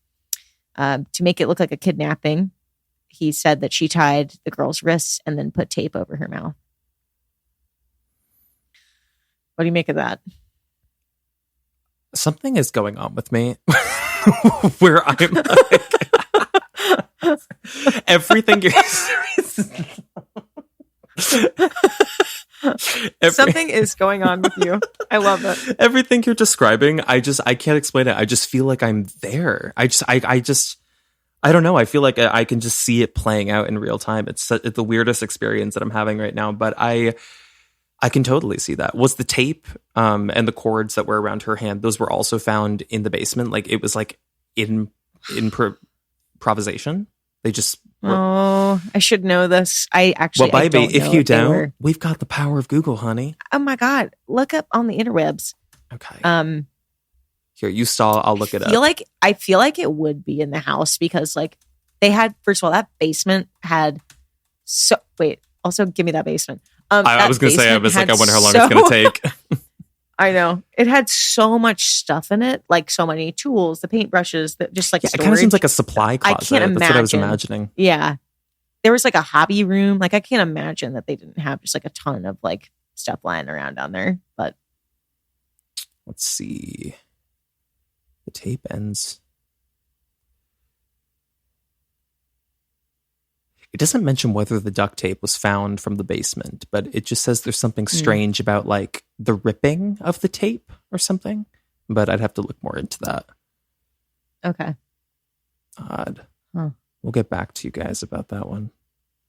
I'm very curious. But I mean, even so, I don't know. I mean, because so much of this seemed like improvisation. I don't know if that tells us a story one way or the other, if this was Patsy or this was an intruder. But I can absolutely see a scenario, I guess, where Patsy became hysterical. But I kept thinking while you were saying that, I was like, is this like the Abigail Adams effect where people just like want to blame like women going hysterical for like murder? Where like it's something that would be like seemingly inconsequential. They're like, her 40th birthday was coming up, so she killed her daughter. I know. I'm like, y'all, I will say, we need to pause and like touch grass. I'm actually very glad you brought that up because what I will say is that the Steve Thomas like interview on Larry King, his demeanor is not one that you would expect from a like, detective that's supposed to remain true to the facts. He definitely had some sort of vendetta like towards Patsy. I mean, he's like, when I say vitriol, like he was like gunning for her in that interview. And yeah, his quote about the 40th birthday, I had the same thought. I was like, okay, like that's a lot. We don't need to do that.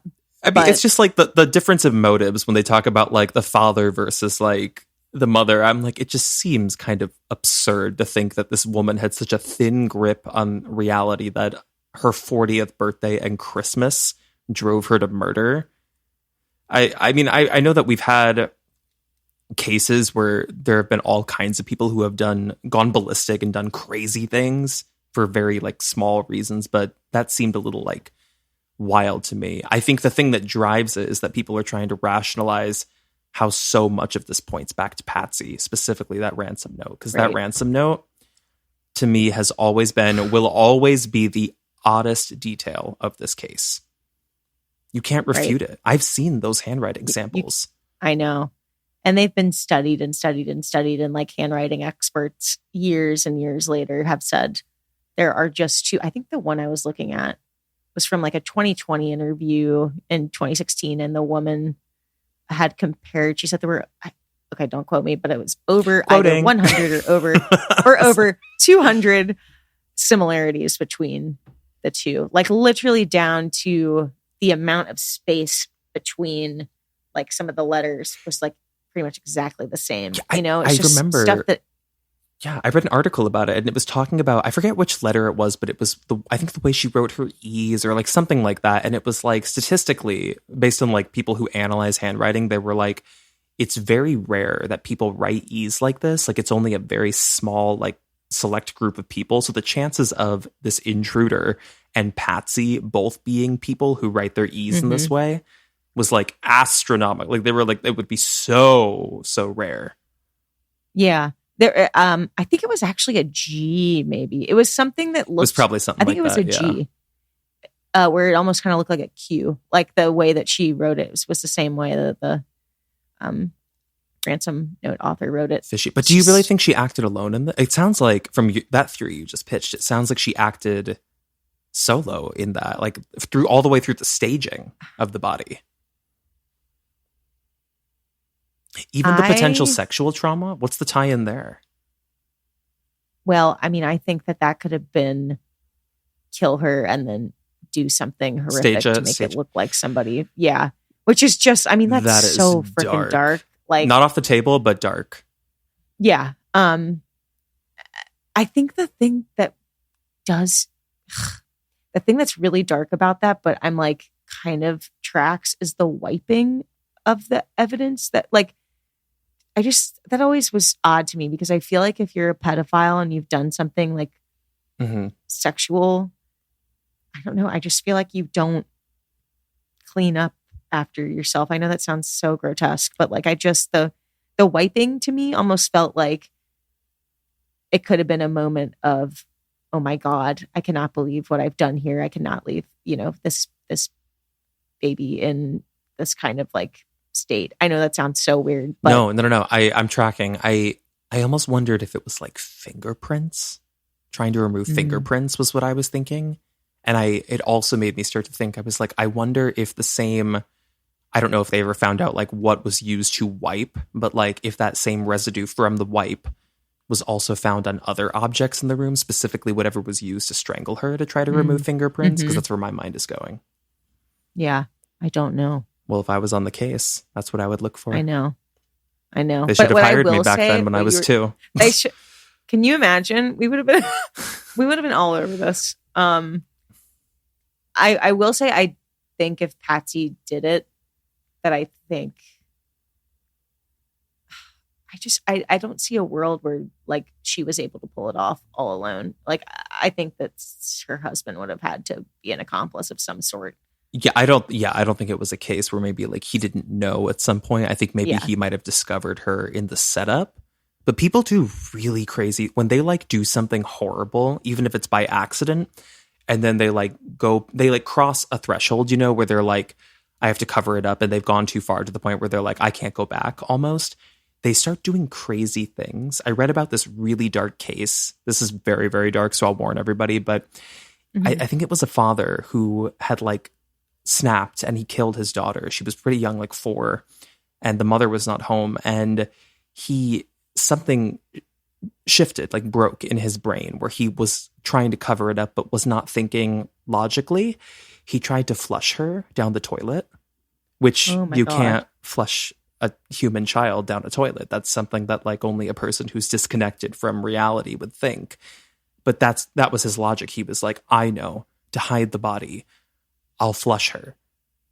And like she was found like in the toilet. Like it's so, I'm sorry, I know that's really dark, but that was the only thing I was thinking about Patsy. I was like, people start to do really insidious things to bodies when they're like not thinking logically, and they're freaking out and getting desperate, and their mind starts going.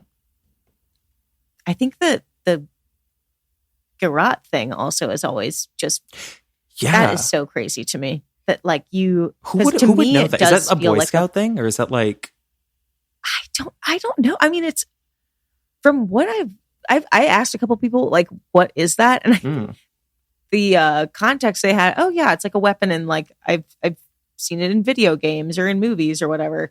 Like it's basically kind of like a thing you use to strangle someone super fast, and get out of somewhere. But I just think it's so bizarre. What I still can never get over is the idea that they fashioned it with something already in the house, that this intruder would have come in so ill prepared and would have had to just like on the fly break a paintbrush and like get the cord and figure out how to strangle her. You know what I mean? Yeah. Unless it was somebody, which is even crazier to think. I know we're super leaning towards like it was somebody who was super familiar with the space, aka a family member, unless it was a family friend who had also been like plotting this long term and was scoping out the place. Like, I can perform this to make it look like beyond a shadow of a doubt it was the parents, because who would believe an intruder would come in and use a pen and paper in the kitchen? I know this sounds far-fetched, but if this were true, this is wild. Like a family friend who has like a long tail effort of like, I know that there's a pad of paper and a pen in that kitchen to write a note. It's totally plausible. I know that there's duct tape in the basement. Out of their house all the time. Yeah. Oh, totally. It's Christmas time. They also, from what I remember, that room that she was found in was partially used as a wine cellar. So I think I remember that the father, when he would have company over, kind of like take the boys for a tour kind of thing, like show them some of his like vintage wines. Like this is an 85 that I have, like something like that. Yeah. So I didn't come across that, but that makes perfect sense. Well, that's because I'm just a conspiracy theorist here, just wailing. I love it. You bring me Katy Perry in the wine cellar. I know. I'll take it. We can't get into the Katy Perry one because that will tip us off the edge. We won't. I refuse. Off the edge. Creepers, don't you dare ask for it. We won't. Creepers, don't. We're going to move into Burke. So remember that bowl of pineapple that I told you we would revisit? Mm-hmm. Well, Burke, who was 9 years old at the time, his fingerprints were found on that bowl of pineapple from the night before. So it was believed that perhaps Burke was very jealous of JonBenet, that they didn't have the greatest sibling relationship because of the way her parents idolized and favored her.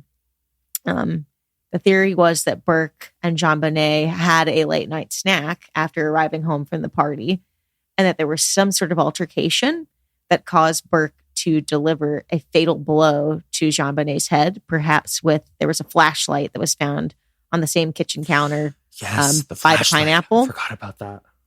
Oh my God. Yep. And what they could, Burke's parents could have realized then what had happened, and then had to stage the kidnapping scene to protect Burke. In an interview with Dr. Phil in 2016, Burke appeared to be super awkward and uncomfortable. I've seen I watched that one too. Yeah, really bizarre. Freaking weird. Very, very bizarre. He is notably smiling, nervous laughing. And then, of course, in the 911 call, people believe that you could hear him in the background. Though the Ramseys saying, am I going to go to jail? Yeah. Or am I going to be arrested? Yeah. Did they ever take a polygraph test, any of them? Do you know? They did. I think they did, but it was only done. It was conducted by their own investigation team. So their own hired. So get the hell out of here. Exactly. And I think actually you want to give me a polygraph test? Like, it's just right. It's like, okay. I think the FBI also tried to arrange, like not the Boulder police, like the FBI tried to arrange it. And I remember John said something to the effect of like, we're not going to do that because the FBI have been like hand holding the Boulder County police. Like they've been hand holding this whole time. Like they're also in on it, like very sketchy. Okay. So yeah, but Burke was interviewed also as like a kid, like right after the murder. And he had a couple of statements in his interview. They asked him, what do you think happened to JonBenet? And he said that he thought that she had been hit in the head with a hammer. Like it was just, a lot of people felt like it felt rehearsed. Like someone had told him exactly what to say. Is there footage of this? I didn't really see that though. Yep, there's footage of it. You can watch. There's a couple of different pieces of footage. There's one where it felt pretty genuine. I trust that you're like a pretty good like judge of this. Actually, I would really trust like your instinct on this. It felt about as genuine as it could for what I believe is a very awkward and shy kid and person we would later see in that Dr. Phil interview. I mean, he's kind of like, his body language, he's like shuffling around in the seat. Like he's very uncomfortable, but I think that's natural. Like a 9-year-old boy, like he's like, what the heck am I doing here? If he's, not aware of exactly what's going on. Yeah, like innocent. Well, also, I mean, if at that point he already knew his sister was dead, like that's really traumatic for a child. And you start, there's a lot of things that happens to you when like you realize a close family member is dead at that age. Right. He did another one where the investigator is like pressing him to talk about the pineapple, and it feels very like leading the witness. It felt just a little odd, but there was something else in that questioning that was bizarre to me. I can't remember it. Well, that pineapple is the fingerprints on the pineapple on the bowl, I'm assuming. Well, it's weird mostly because they say that they didn't feed, like they went on record, the Ramsey, saying we did not feed JonBenet pineapple. Like they said that multiple times. Okay. But I mean, it was found undigested in her stomach. Like she had just eaten pineapple. Whether or not they fed it or have she got up and Burke was having a snack and she went in, something went wrong. Like, but she had some something that looked like pineapple in her stomach that was undigested. So it would have been hours before she was killed. Okay, and we think that she was killed around sometime just before 5 a.m. is like the loose timeline. So this puts her and the pineapple in the kitchen at around 2, 3 a.m. maybe? I would assume. But then again, I think back to Linda Arndt's recalling of JonBenet when she saw the body. She said that she knew the body had been dead for quite a while. But that makes sense because it was 1 p.m. at that point when they discovered her. But, yeah, it was all day. And I mean, I guess it was cold in that basement too. There's no heat down in that. Or I don't even know. I'm like talking as if I know the home. I was going to say, you saw that on the Zillow listing? The Zillow listing. That's first of all, that house is way too expensive. Way too expensive for a house where that happened. I can't believe. Yeah. I know they renovated it. I know they put a lot of money. They refinished the basement. I would never be able to enjoy that home ever. No, I don't want to know. I don't want to know if someone was. Although I do know that happened with my family home. Remember I told you that? Wait. Oh yeah. Yeah. It was like she committed suicide. I think there are multiple people who died in the home. Yes, we think the wife committed suicide in the home. We don't know where, and the grandmother just died of like natural causes of like old age in the home.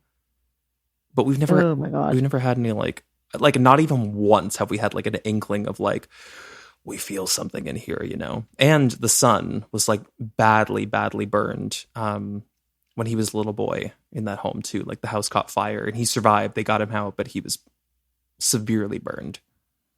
Is this the same one where your dad currently lives? Yes. Going back there in a couple weeks. Indeed. He says with a smile. You better pack the high noons in your carry-on. Oh, we'll be fine. I mean, truly, I've never felt anything one right in as there. you. Yeah, I know. It's well, I'm about to kind of go into it with the intruder theory, but I watched the Katie Couric interview about the intruder theory, and she does a walkthrough of the home. It's refinished at this point, but like they're telling her this is where the body was, and she is literally like. Katie Couric is pretty like, you know, she's always got a nice kind of demeanor. Yeah, she's very pleasant. A sound journalist. She's seen a lot. Yeah. Yeah. That she's like, oh, no. I don't want to be here right now. Like, it's so freaking creepy. Can I just say, you're going to experience some of this when you do go to Zach's in the museum, because they have like, it's that exact feeling. And I wish there was a name for that feeling, where you're kind of in the same space of something that is so infamous in the world of like a famous death or a famous murder or like mass death. Like seeing the Kevorkian van, that's shocking. And you're going to be very shocked when you like see that in person. Just warning you. I still can't believe I'm going. Oh, I can. There's nothing of JonBenet. There's nothing there, right? Of JonBenet? Yeah. Not that I immediately remember, but I actually, it's very possible. If they do have something, it's probably very small, because I'm sure anything related to that case, a lot of the stuff that he's purchased was put up for auction. And so he's purchased it on auction. He spent a lot of money. Like they were showing us something, because he has like a movie room too, where he has stuff from like famous, like funny and scary movies. And he has like something from Ghostbusters that I think he paid like $3 million for. It's like $3 million. Oh, my Lord. And that's just sitting there behind glass. That's crazy. Nutty. I know. But I mean, if they do have something from the JonBenet Ramsey case, it's probably something very small. Yeah. There's a whole room on Charles Manson, an entire room. Oh, my Lord. Are you serious? I'm going to freak out. Honey, they have his remains, his ashes. It's dark. It's dark-sided in that place. It is dark-sided. See you in a week. I was gonna say, you know what's crazy? They're the one place where like they're not doing like a brand deal thing with us. They're the one place in Vegas. Right. Of all the places that would be like in alignment with us, they're the one spot. They've listened to this. They've listened to CreepTime. They're like, you guys are hacks. We know you. I think that they just don't need the buzz. They're like, We're like giving it to them they're like, naturally. Totally. Oh, man. Okay, here we go. You are sticking with me through this. We're on the last page of this research. I swear. Baby, this episode is going to eat. They're going to love it. This is it. Oh, my Lord. Okay. So I think if you had to ask the court of public opinion, the theory that the Ramseys were guilty was because A, they had refused to swiftly cooperate with police and hired their own investigators shortly after the murder, and their own lawyers, of course. B, the length and location of that ransom note pointed to it being done by somebody already inside of the house. And C, the nature of JonBenet's relationship with her parents and what many people believe was this creepy over-sexualization of their 6-year-old daughter. Mm-hmm. So I guess next I'll launch into the intruder theory, and then maybe I'm going to ask you what you think, which way the pendulum swings. And we'll I'll have one more little thing to throw in there after that, but we'll do the intruder theory. So this was one that the detective Lou Smith had always believed. And the theory goes like this.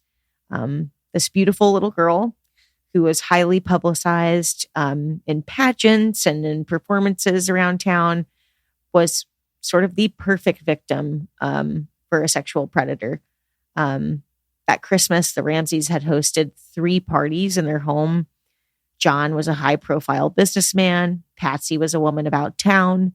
Someone being aware of the Ramseys' address, their social status, financial status too, and their precious, beautiful little daughter isn't totally implausible.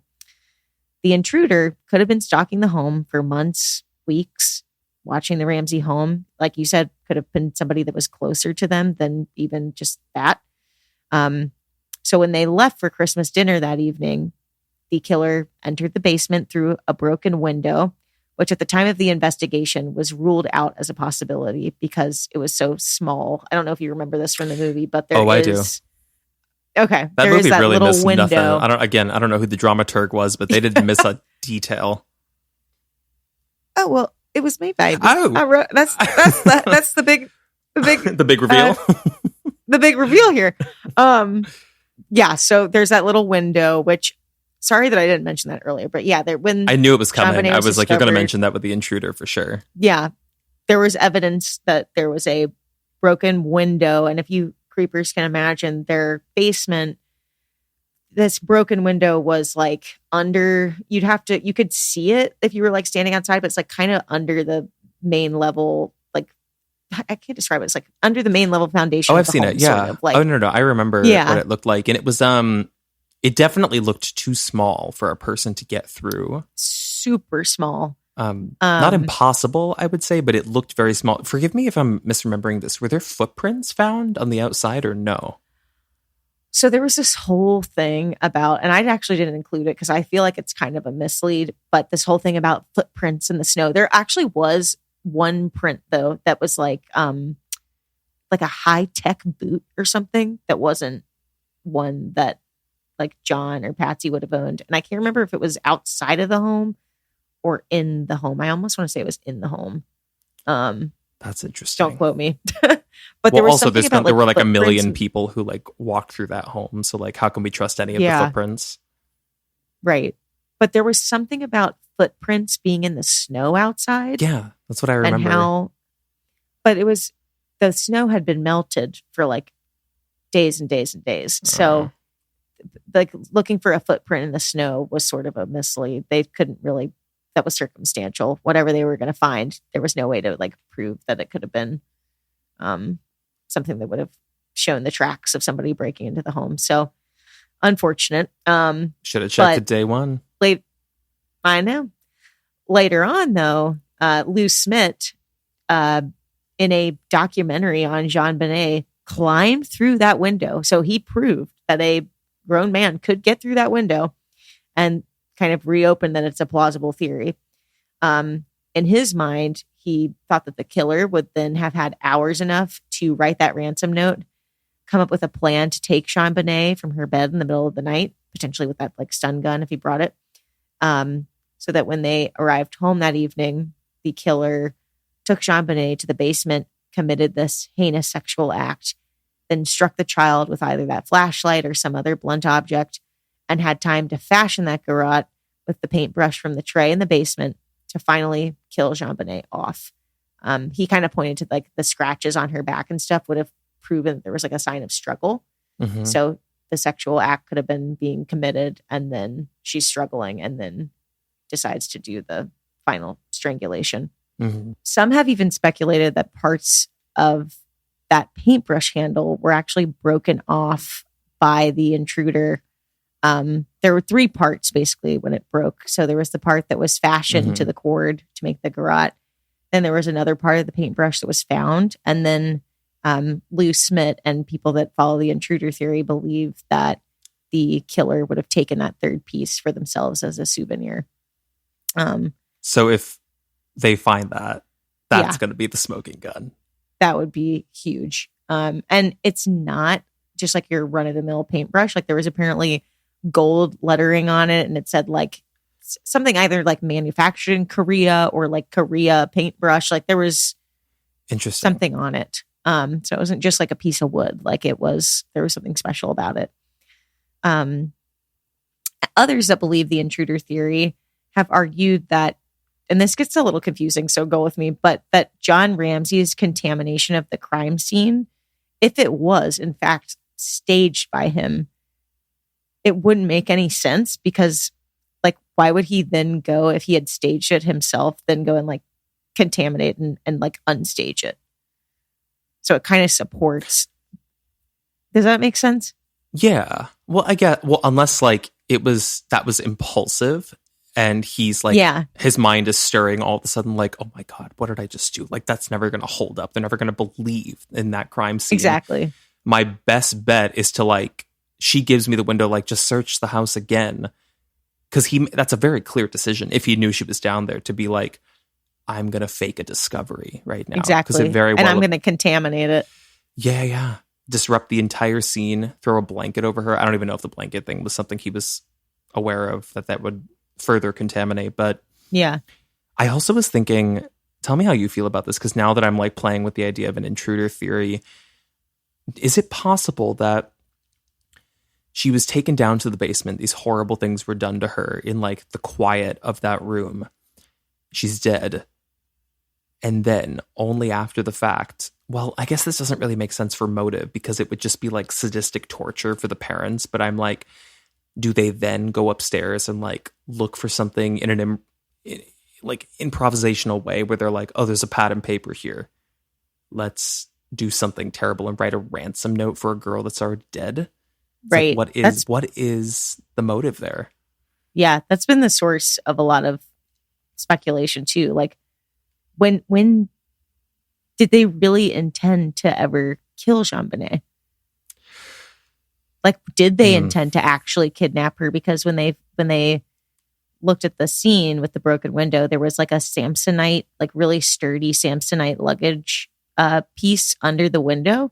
And so they always believed that if they were trying to get out with JonBenet, the idea was step on the damn sturdy luggage, kind of push her through, and then you'll push yourself through the window. So like maybe kidnapping gone wrong, then decide to just finish her off right then and there, because they realize it's not going to work.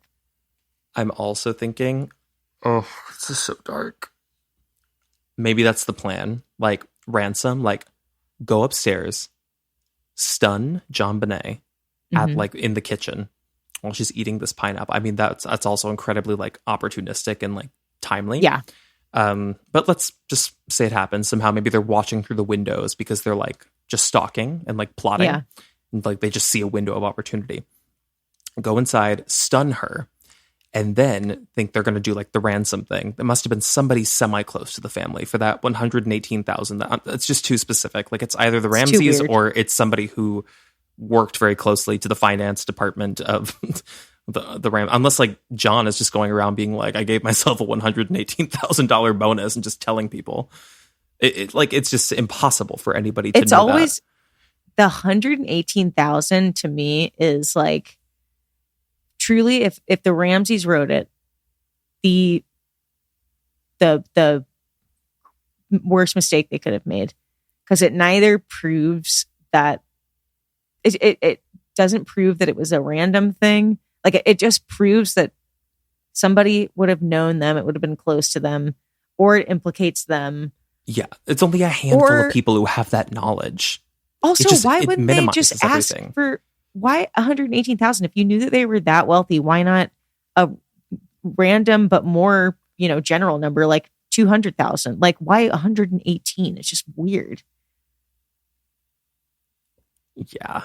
I mean, that to me like really, really implicates, unless, like I said before, it's this ridiculous theory that like the entire thing is kind of premeditated to frame the Ramseys in a weird way. Like if it's someone on the I know this sounds crazy. Like Creepers, I'm fully aware this sounds ludicrous, but I can see a scenario where it's clearly somebody who's on the inside, who is familiar with the home, possibly a family friend, somebody who has previously scoped out the home, maybe even someone who has serviced the home, handyman, HVAC person, I don't know, carpenter, like somebody like that, you know what I mean? Who's been in the home and like has watched JonBenet for a long time.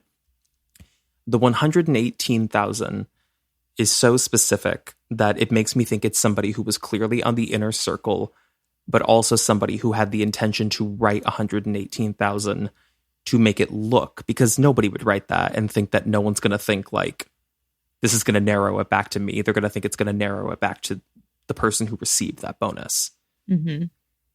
That, in addition to like intentionally using the pen and the paper found inside the home, improvising with things found inside the home, it all makes it seem like it's the parents. And yet somehow they have not been implicated.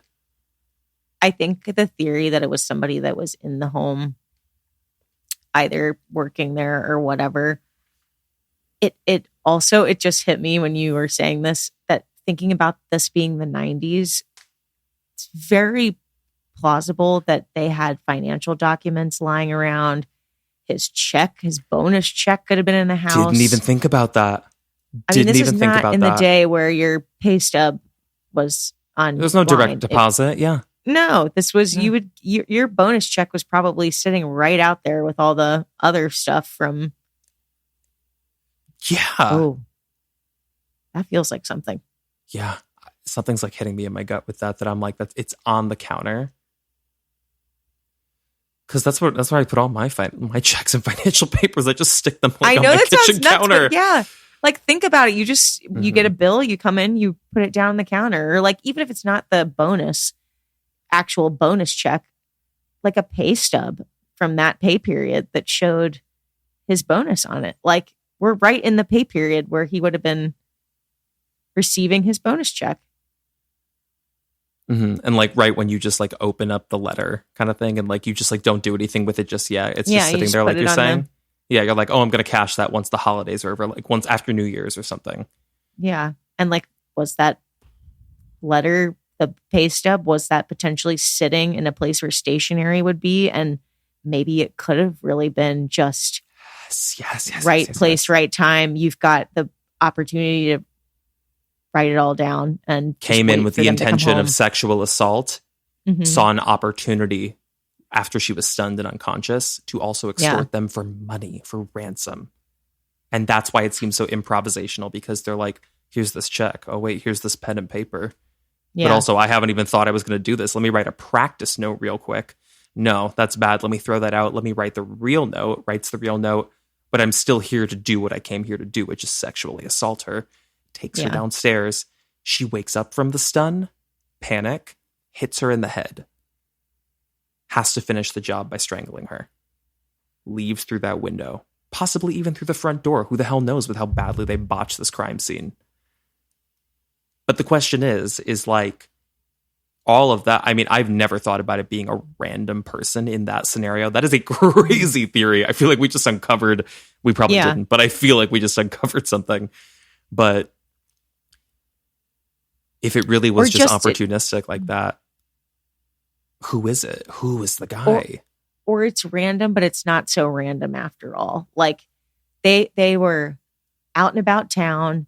They had performances she was running to. They had friends and social gatherings.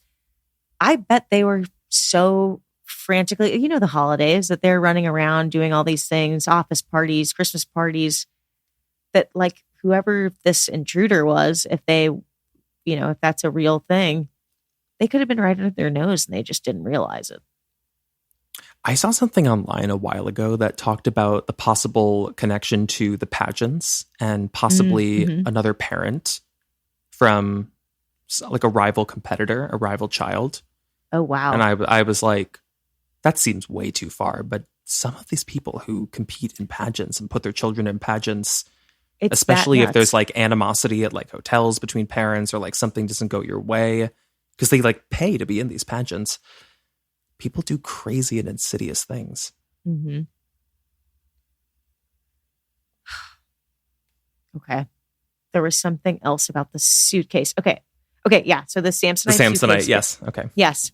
Which when I read that, I'm like immediately brought back to, I remember my parents having like a whole Samsonite suitcase collection. And I was like, no. When you said it, they are pretty sturdy because I always travel with one to JFK because I take the air train out of JFK and I use it as a seat on the train.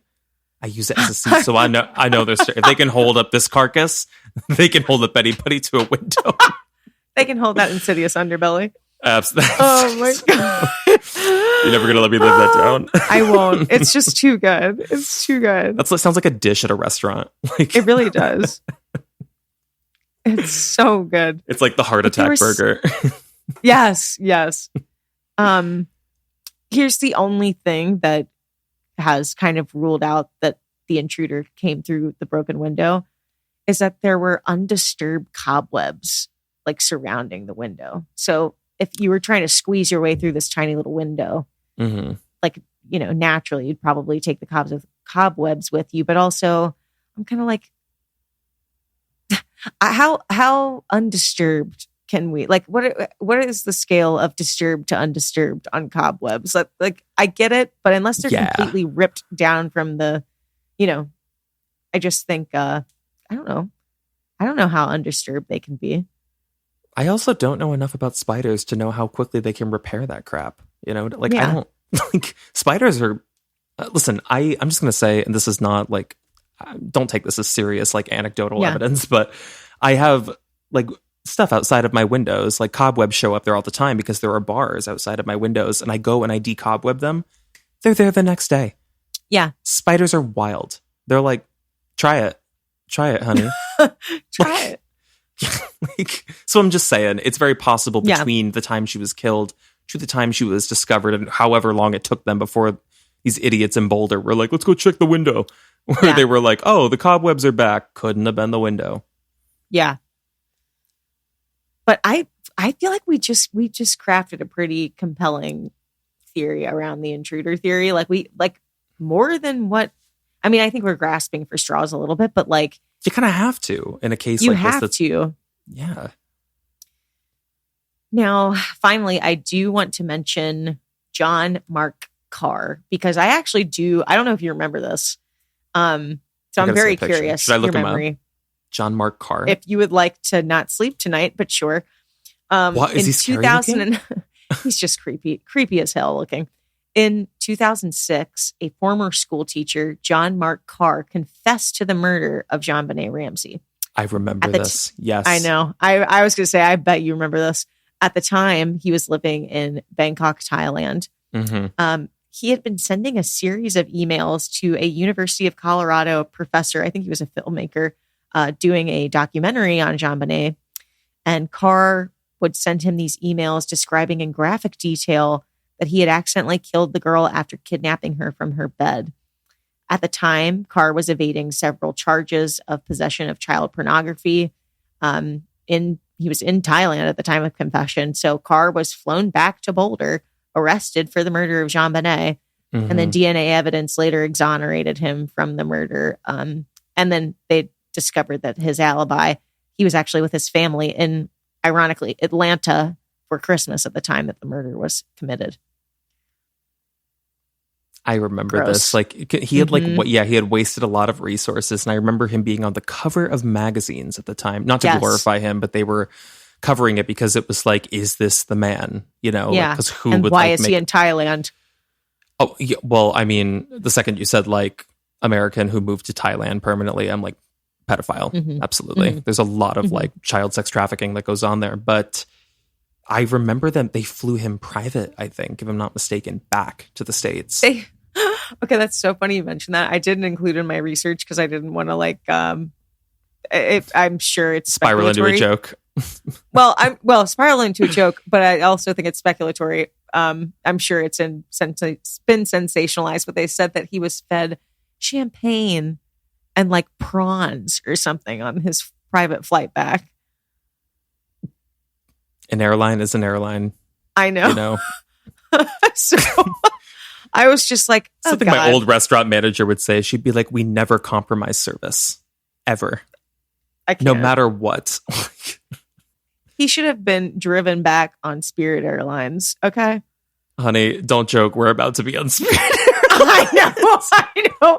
I have such a glutton for Spirit because, sorry, a levity moment. My friends and I have this whole running joke that we like, sorry, I've earned it on Spirit 1554. 1553. But we have this joke that we do that, but then we'll always choose it. We're always willing to put ourselves on a Spirit Airlines because it's cheaper. But it's like $20 cheaper in the long run. I know. in the long run, I know. Because here's the thing about Spirit. They trick you because they don't include, nothing is included. Like, you're going to get on there and they're like, water isn't included. Oh, they're like, a carry-on? That's going to be an extra $130. Sorry, exactly. Did you have to use the bathroom? That'll be $55. Did you want water to hydrate your human body? That'll be $20 at least. Like, we're taking one to Vegas because it's like, it's an hour flight. So like, I would ride a horse to Vegas. Like, it doesn't matter. Like, but it's also just fitting. I mean, the type Spirit, like, we have to fly Spirit. I know. This is CreepTime. It's true. Oh God, I really hope that we don't have any like horror stories. I hope it's a smooth flight. We get in fine. We'll be all right. We'll be all right. We'll be okay. I'm knocking on wood. I know. Hold on, I'm gonna sneeze again. Oh my God, sneeze. All right, are you ready? I'm about to wrap this up. Wrap her up, baby. Okay. This has been truly the juiciest episode of CreepTime we have ever covered. I guarantee this is going to be a smash. I hope the creepers. I hope their patience with me getting the JonBenet case ready and raring to go for the finale has been. They'll understand now. They'll understand. Yeah. They're going to be like, I see why this took an extra week because she did research, a year's worth of research. I see why we had to teleport Scott Redmond instead. And Scott, I just wanted that to happen for you anyways. Okay. Well, first, before I do my conclusion, how are you feeling percentage-wise? If I had to say to you, Silas, give me percentages on Ramsey's doing it, either all of them, one of them, whoever, or Intruder. How do you lean? You know what's crazy? I thought by the end of this, I would have an even more definitive feeling about this. I am less concrete than when I started. I am genuinely less concrete than when I started. I still feel like percentage-wise, I'm leaning like 60-40 to the Ramseys. Because it just seems, I mean, we've talked about like the opportunistic element of the Intruder, but again, that is us grasping for straws.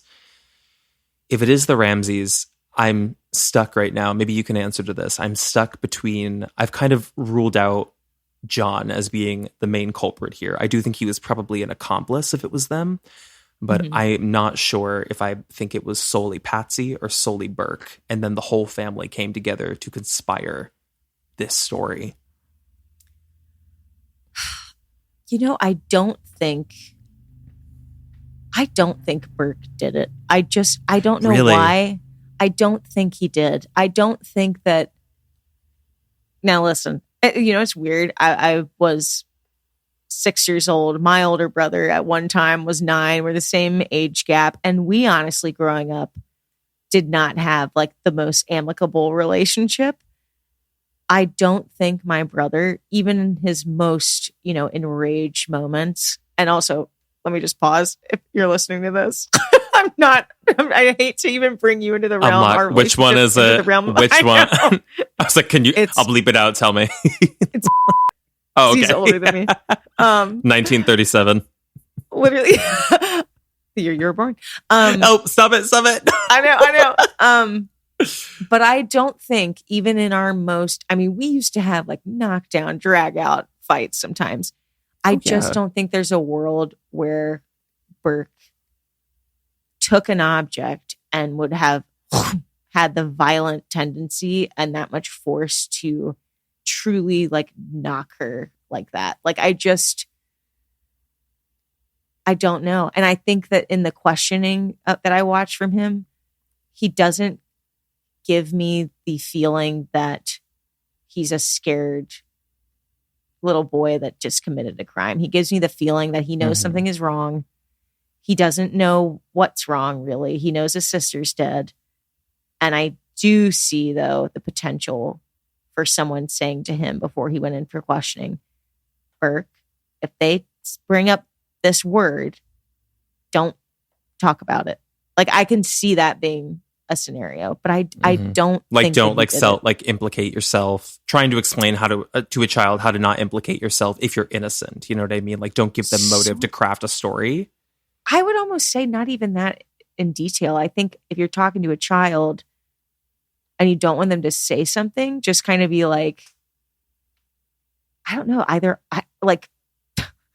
to think about like manipulation tactics for a kid when you want them to do something, but like, you know, Burke, if they talk to you about pineapple, just tell them it's your favorite snack and that's all they need to know. Okay. Like strangers don't need to know more than they need to know. Like I could see a version of that happening.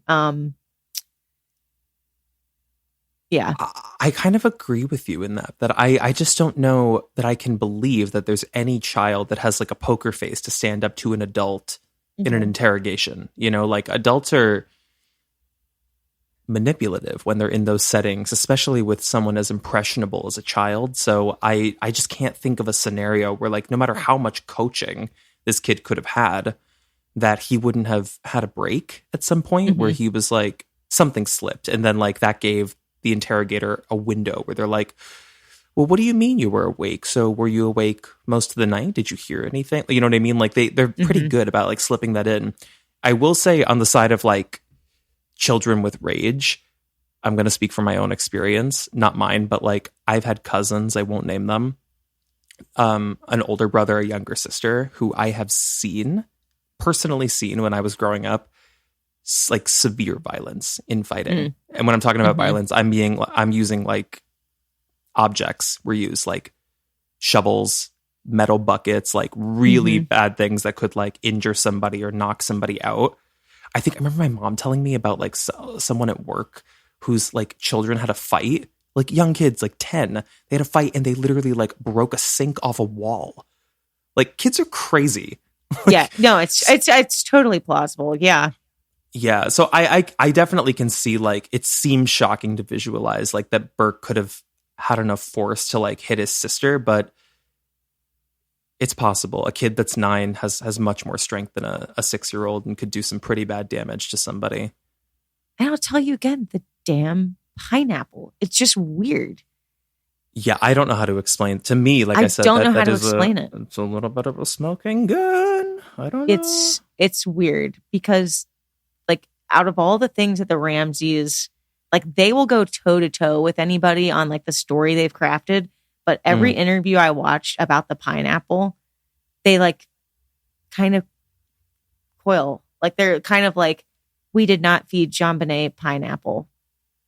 And that's kind of like, but they're not as like convicted about it, if that makes sense. They're just kind of like, I don't know what you're talking about. We already said we put her to bed. We didn't give her pineapple.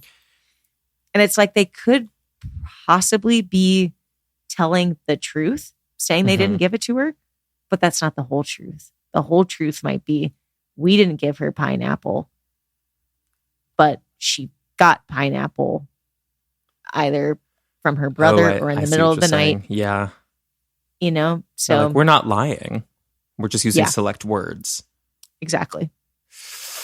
I kept thinking, I was like, if the pineapple was such like a liability, and maybe they weren't thinking about this, but if they thought it would be a liability, I'm surprised like it just sat on the counter for so long and nobody like tossed it out and like put the bowl in the sink, ran some water over it. I mean, that just, Who it's knows? the type of thing to me that I think you don't think about in a moment of panic. And Well, that's 'cause, kind of why why I would feel you? like it's You a know what I smoking mean? gun. Yeah. Yeah.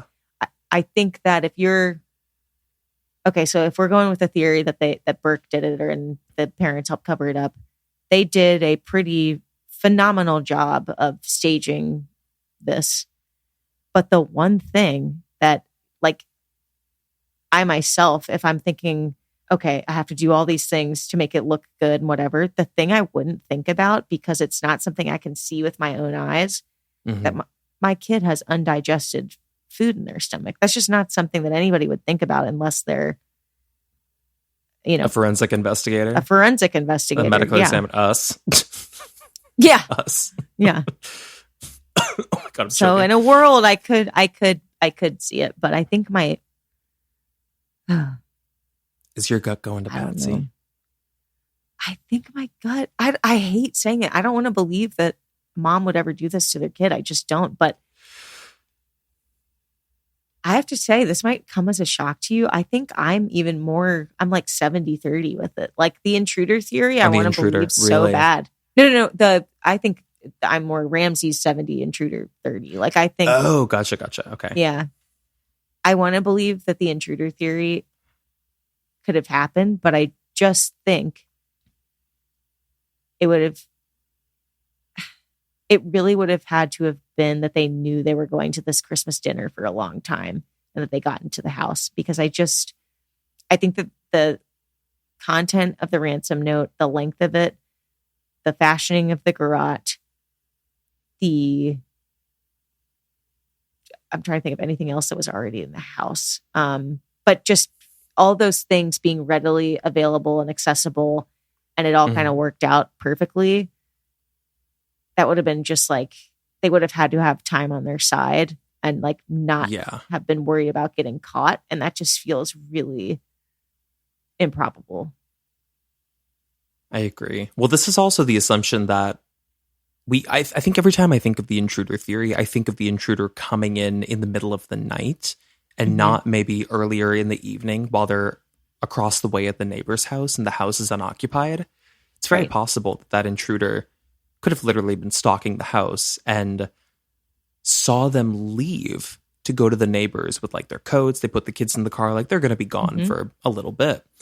Gets inside the house, possibly has like a little like roam around the house, goes up to JonBenet's room, looks through her drawers, goes downstairs, sees that pad of paper and thinks, I'm going to take her and get a ransom. Sees the check, maybe, like we were talking about. Like it gives more of a way to like that opportunistic intruder thing where like he's like, I'm going to sneak in, hide in the basement so I can like get her. Or maybe he just thought he would sneak into like, I don't know, grab underwear or do something creepy in her room, but then saw an opportunity where he was like, no, when they come back, I can capture her in the middle of the night and hold her for ransom. And then it went horribly wrong.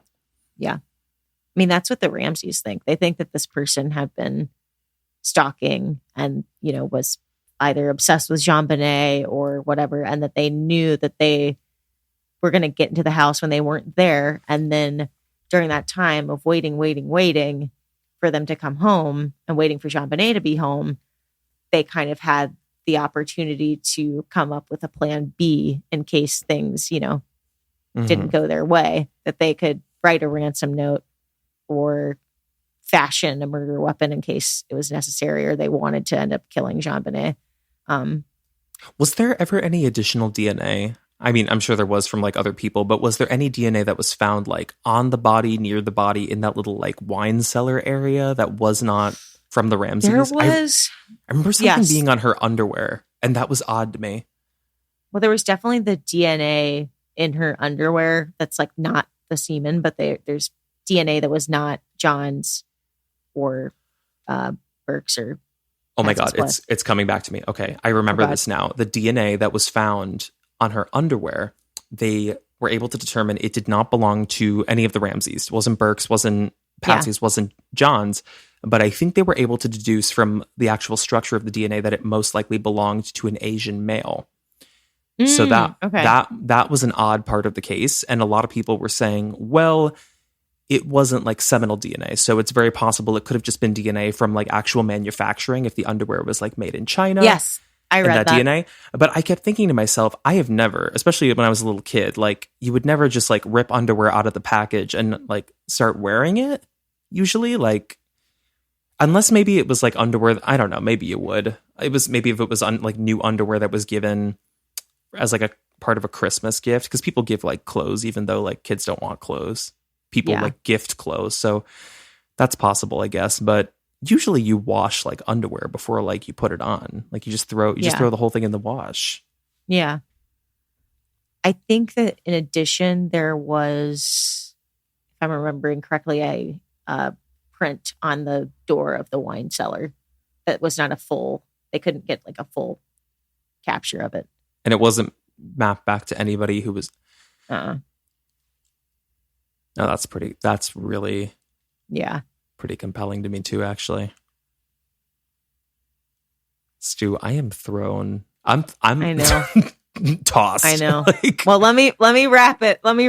Here we go. Go, girl. Go. So to this day, the murder of 6-year-old JonBenet Patricia Ramsey, a little girl who was described as spunky, fun-loving, a bright light, has still never seen justice for the heinous crime committed against her.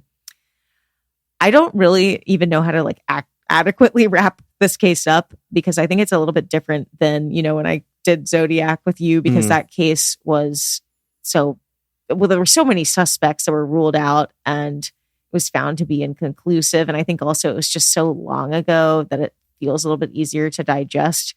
But with JonBenet, there is something so haunting about the close proximity of, I think, our own ages to her now. Like if she were still alive, the glamour shots passed around by the media, like us both being performers in the past. Like I'm not quite sure why it hits me so hard.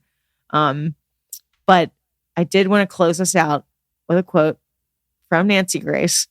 And I really am bringing this quote up because I know that we laugh and we say that Nancy can like pack a punch with her sensationalism, but I think she put it very well when it comes to understanding why this case is such an intense one for many people. She said, quote, "Because of the amount of pictures and videos of JonBenet, the public got to see her over and over again. They believed they knew her. They became familiar with her. They think they know JonBenet, and therefore we feel her loss even more deeply."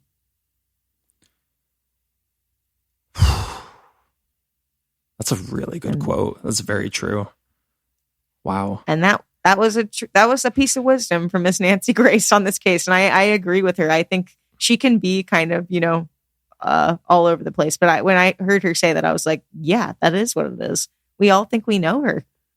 Oh, I mean, listen, and I'm the never Ramseys for a second, and everybody. Yeah, I'm never for a second going to doubt that like Nancy's coming through with the wisdom. Yeah. She's a straight shooter. But yeah, I guess that's a really good point, is that so much of it has been like immortalized in the images that already existed of JonBenet, and then like all the interviews with the parents that people love to scrutinize, but also the TV movies, the documentaries. I mean, we've seen, it's why people keep revisiting this case. It's why people will listen to this case, honestly, like 20 plus years after the fact. It's because we keep reliving the same imagery, because the story is disrupted somewhere in the middle. It doesn't make sense no matter how many times we replay the movie in our heads. That's what makes it feel unnerving, and why we're like our instinct is to solve, everybody's instinct is to solve the problem. This case is the problem and has been. And I just like don't know if we're ever going to have an answer to it, but I feel very educated on that case after the sue. That everyone give a damn round of applause for that research, because that was something off the charts, mama. It's all for my creepers, and also for you, baby. That was amazing. That was incredible. We can't not give it for JonBenet. You gotta really send it with this case, because to not is like such a disservice, I feel like. So you said this since day one. You were like, we're gonna have to do an episode, and you were like, I'm gonna have to lead it. Meaning you, and you were like, and it's going to be JonBenet. I was like, it's going to be 3 hours long. This is so exciting though, because like they're gonna love it. Creepers. Hopefully you've got a long car ride. Can I say one thing that just popped into my mind? Speaking of 3 hours, Creepers, this is what I want you to know about Silas and what a great friend he is. There was one time where you were on the phone with me my entire drive back from, I think I was doing my first leg moving out of New York during COVID back to my parents. And you stayed on the phone with me for 3.5 hours while I drove a U-Haul. Oh, baby, I was happy to. Do you know how wonderful that was? I love nothing more than talking on the phone. It's one of my favorite memories. Like I feel like we covered so much on that phone call, but honestly, it was because we had recently come off that tour. I was back in a truck. It was COVID. And it was early in the morning too. I remember it was. And I remember calling my parents going, "You're never going to believe this, but Silas was on the phone with me for 3.5 hours. Like, what friend does that?" Because I was like freaking bored and I was trying to. So 3.5 hours ain't nothing to you. I know that. It ain't a thing. I promise you. It ain't a thing. I used to say on the phone when I was younger, I would say on the phone, I kid you not, when I was in like high school, like talking to guys and stuff, I would say on the phone for like 8 hours sometimes. I would do three-way calls that we would start at like 9 p.m. We would end at like 3 a.m. with me and my friends. We just couldn't shut the hell up. That's amazing. But baby, you were driving. I didn't want you to get sleepy behind the wheel because I drove across the country. So I know what that's like to like drive for a long stretch and like you need somebody to be chatting. Yeah. Oh, it was the best. You actually said something to me. I don't know if you remember this on that phone call, which was like the very first time that I actually thought about us one day having like a podcast. I think I thought of like an interview like scenario for some reason, but I guess a podcast was what I was thinking of. We were like just trading stories back and forth and you like were cracking up in the middle of it. You just said, "You're like such a good storyteller." And that was when it like dinged in my mind where I was like, it'd be funny if we could like do this one day, like tell stories. I actually remember saying that to you. Funny enough, I remember saying that to you because I think I was shocked at how long you had captured my attention. And like, it was just the way you were telling it. I was not like compelled. I was on the edge of my seat, probably for some story like about high school or tour or something. But like, I actually remember saying that. That's so funny. Yeah, it's like the one big thing I remember from that conversation because it was like I was driving too. I got in my car because I was like, "Oh, you're on the road? Yeah. I'm gonna go on the road too." I remember that. Let me get a McGriddle. Yes. Oh my God. And baby, next week we get to do it all again. Baby, next week. In person. Oh God. The season recap is going to be off the charts, babe. Like, oh my God, I'm so excited. Creepers, if you're ready to like after this, I know you're going to like eat this episode up, but next week we're going to do our season recap, which is going to just be a little like bow wow. We're just like chatting about like every single episode we've covered 1 through 50 and like all the fun like quotes, all the stories, cases that are still like gnawing at us. I know Missy Beavers just came back into like the stratosphere, but I can't wait for it. Stu, this was incredible. Great. Oh, thanks for sitting through it with me. And I'll see you next week. Bye. Best finale ever. Bye, Creepers. Bye, goodbye, and good luck, honey. Good luck.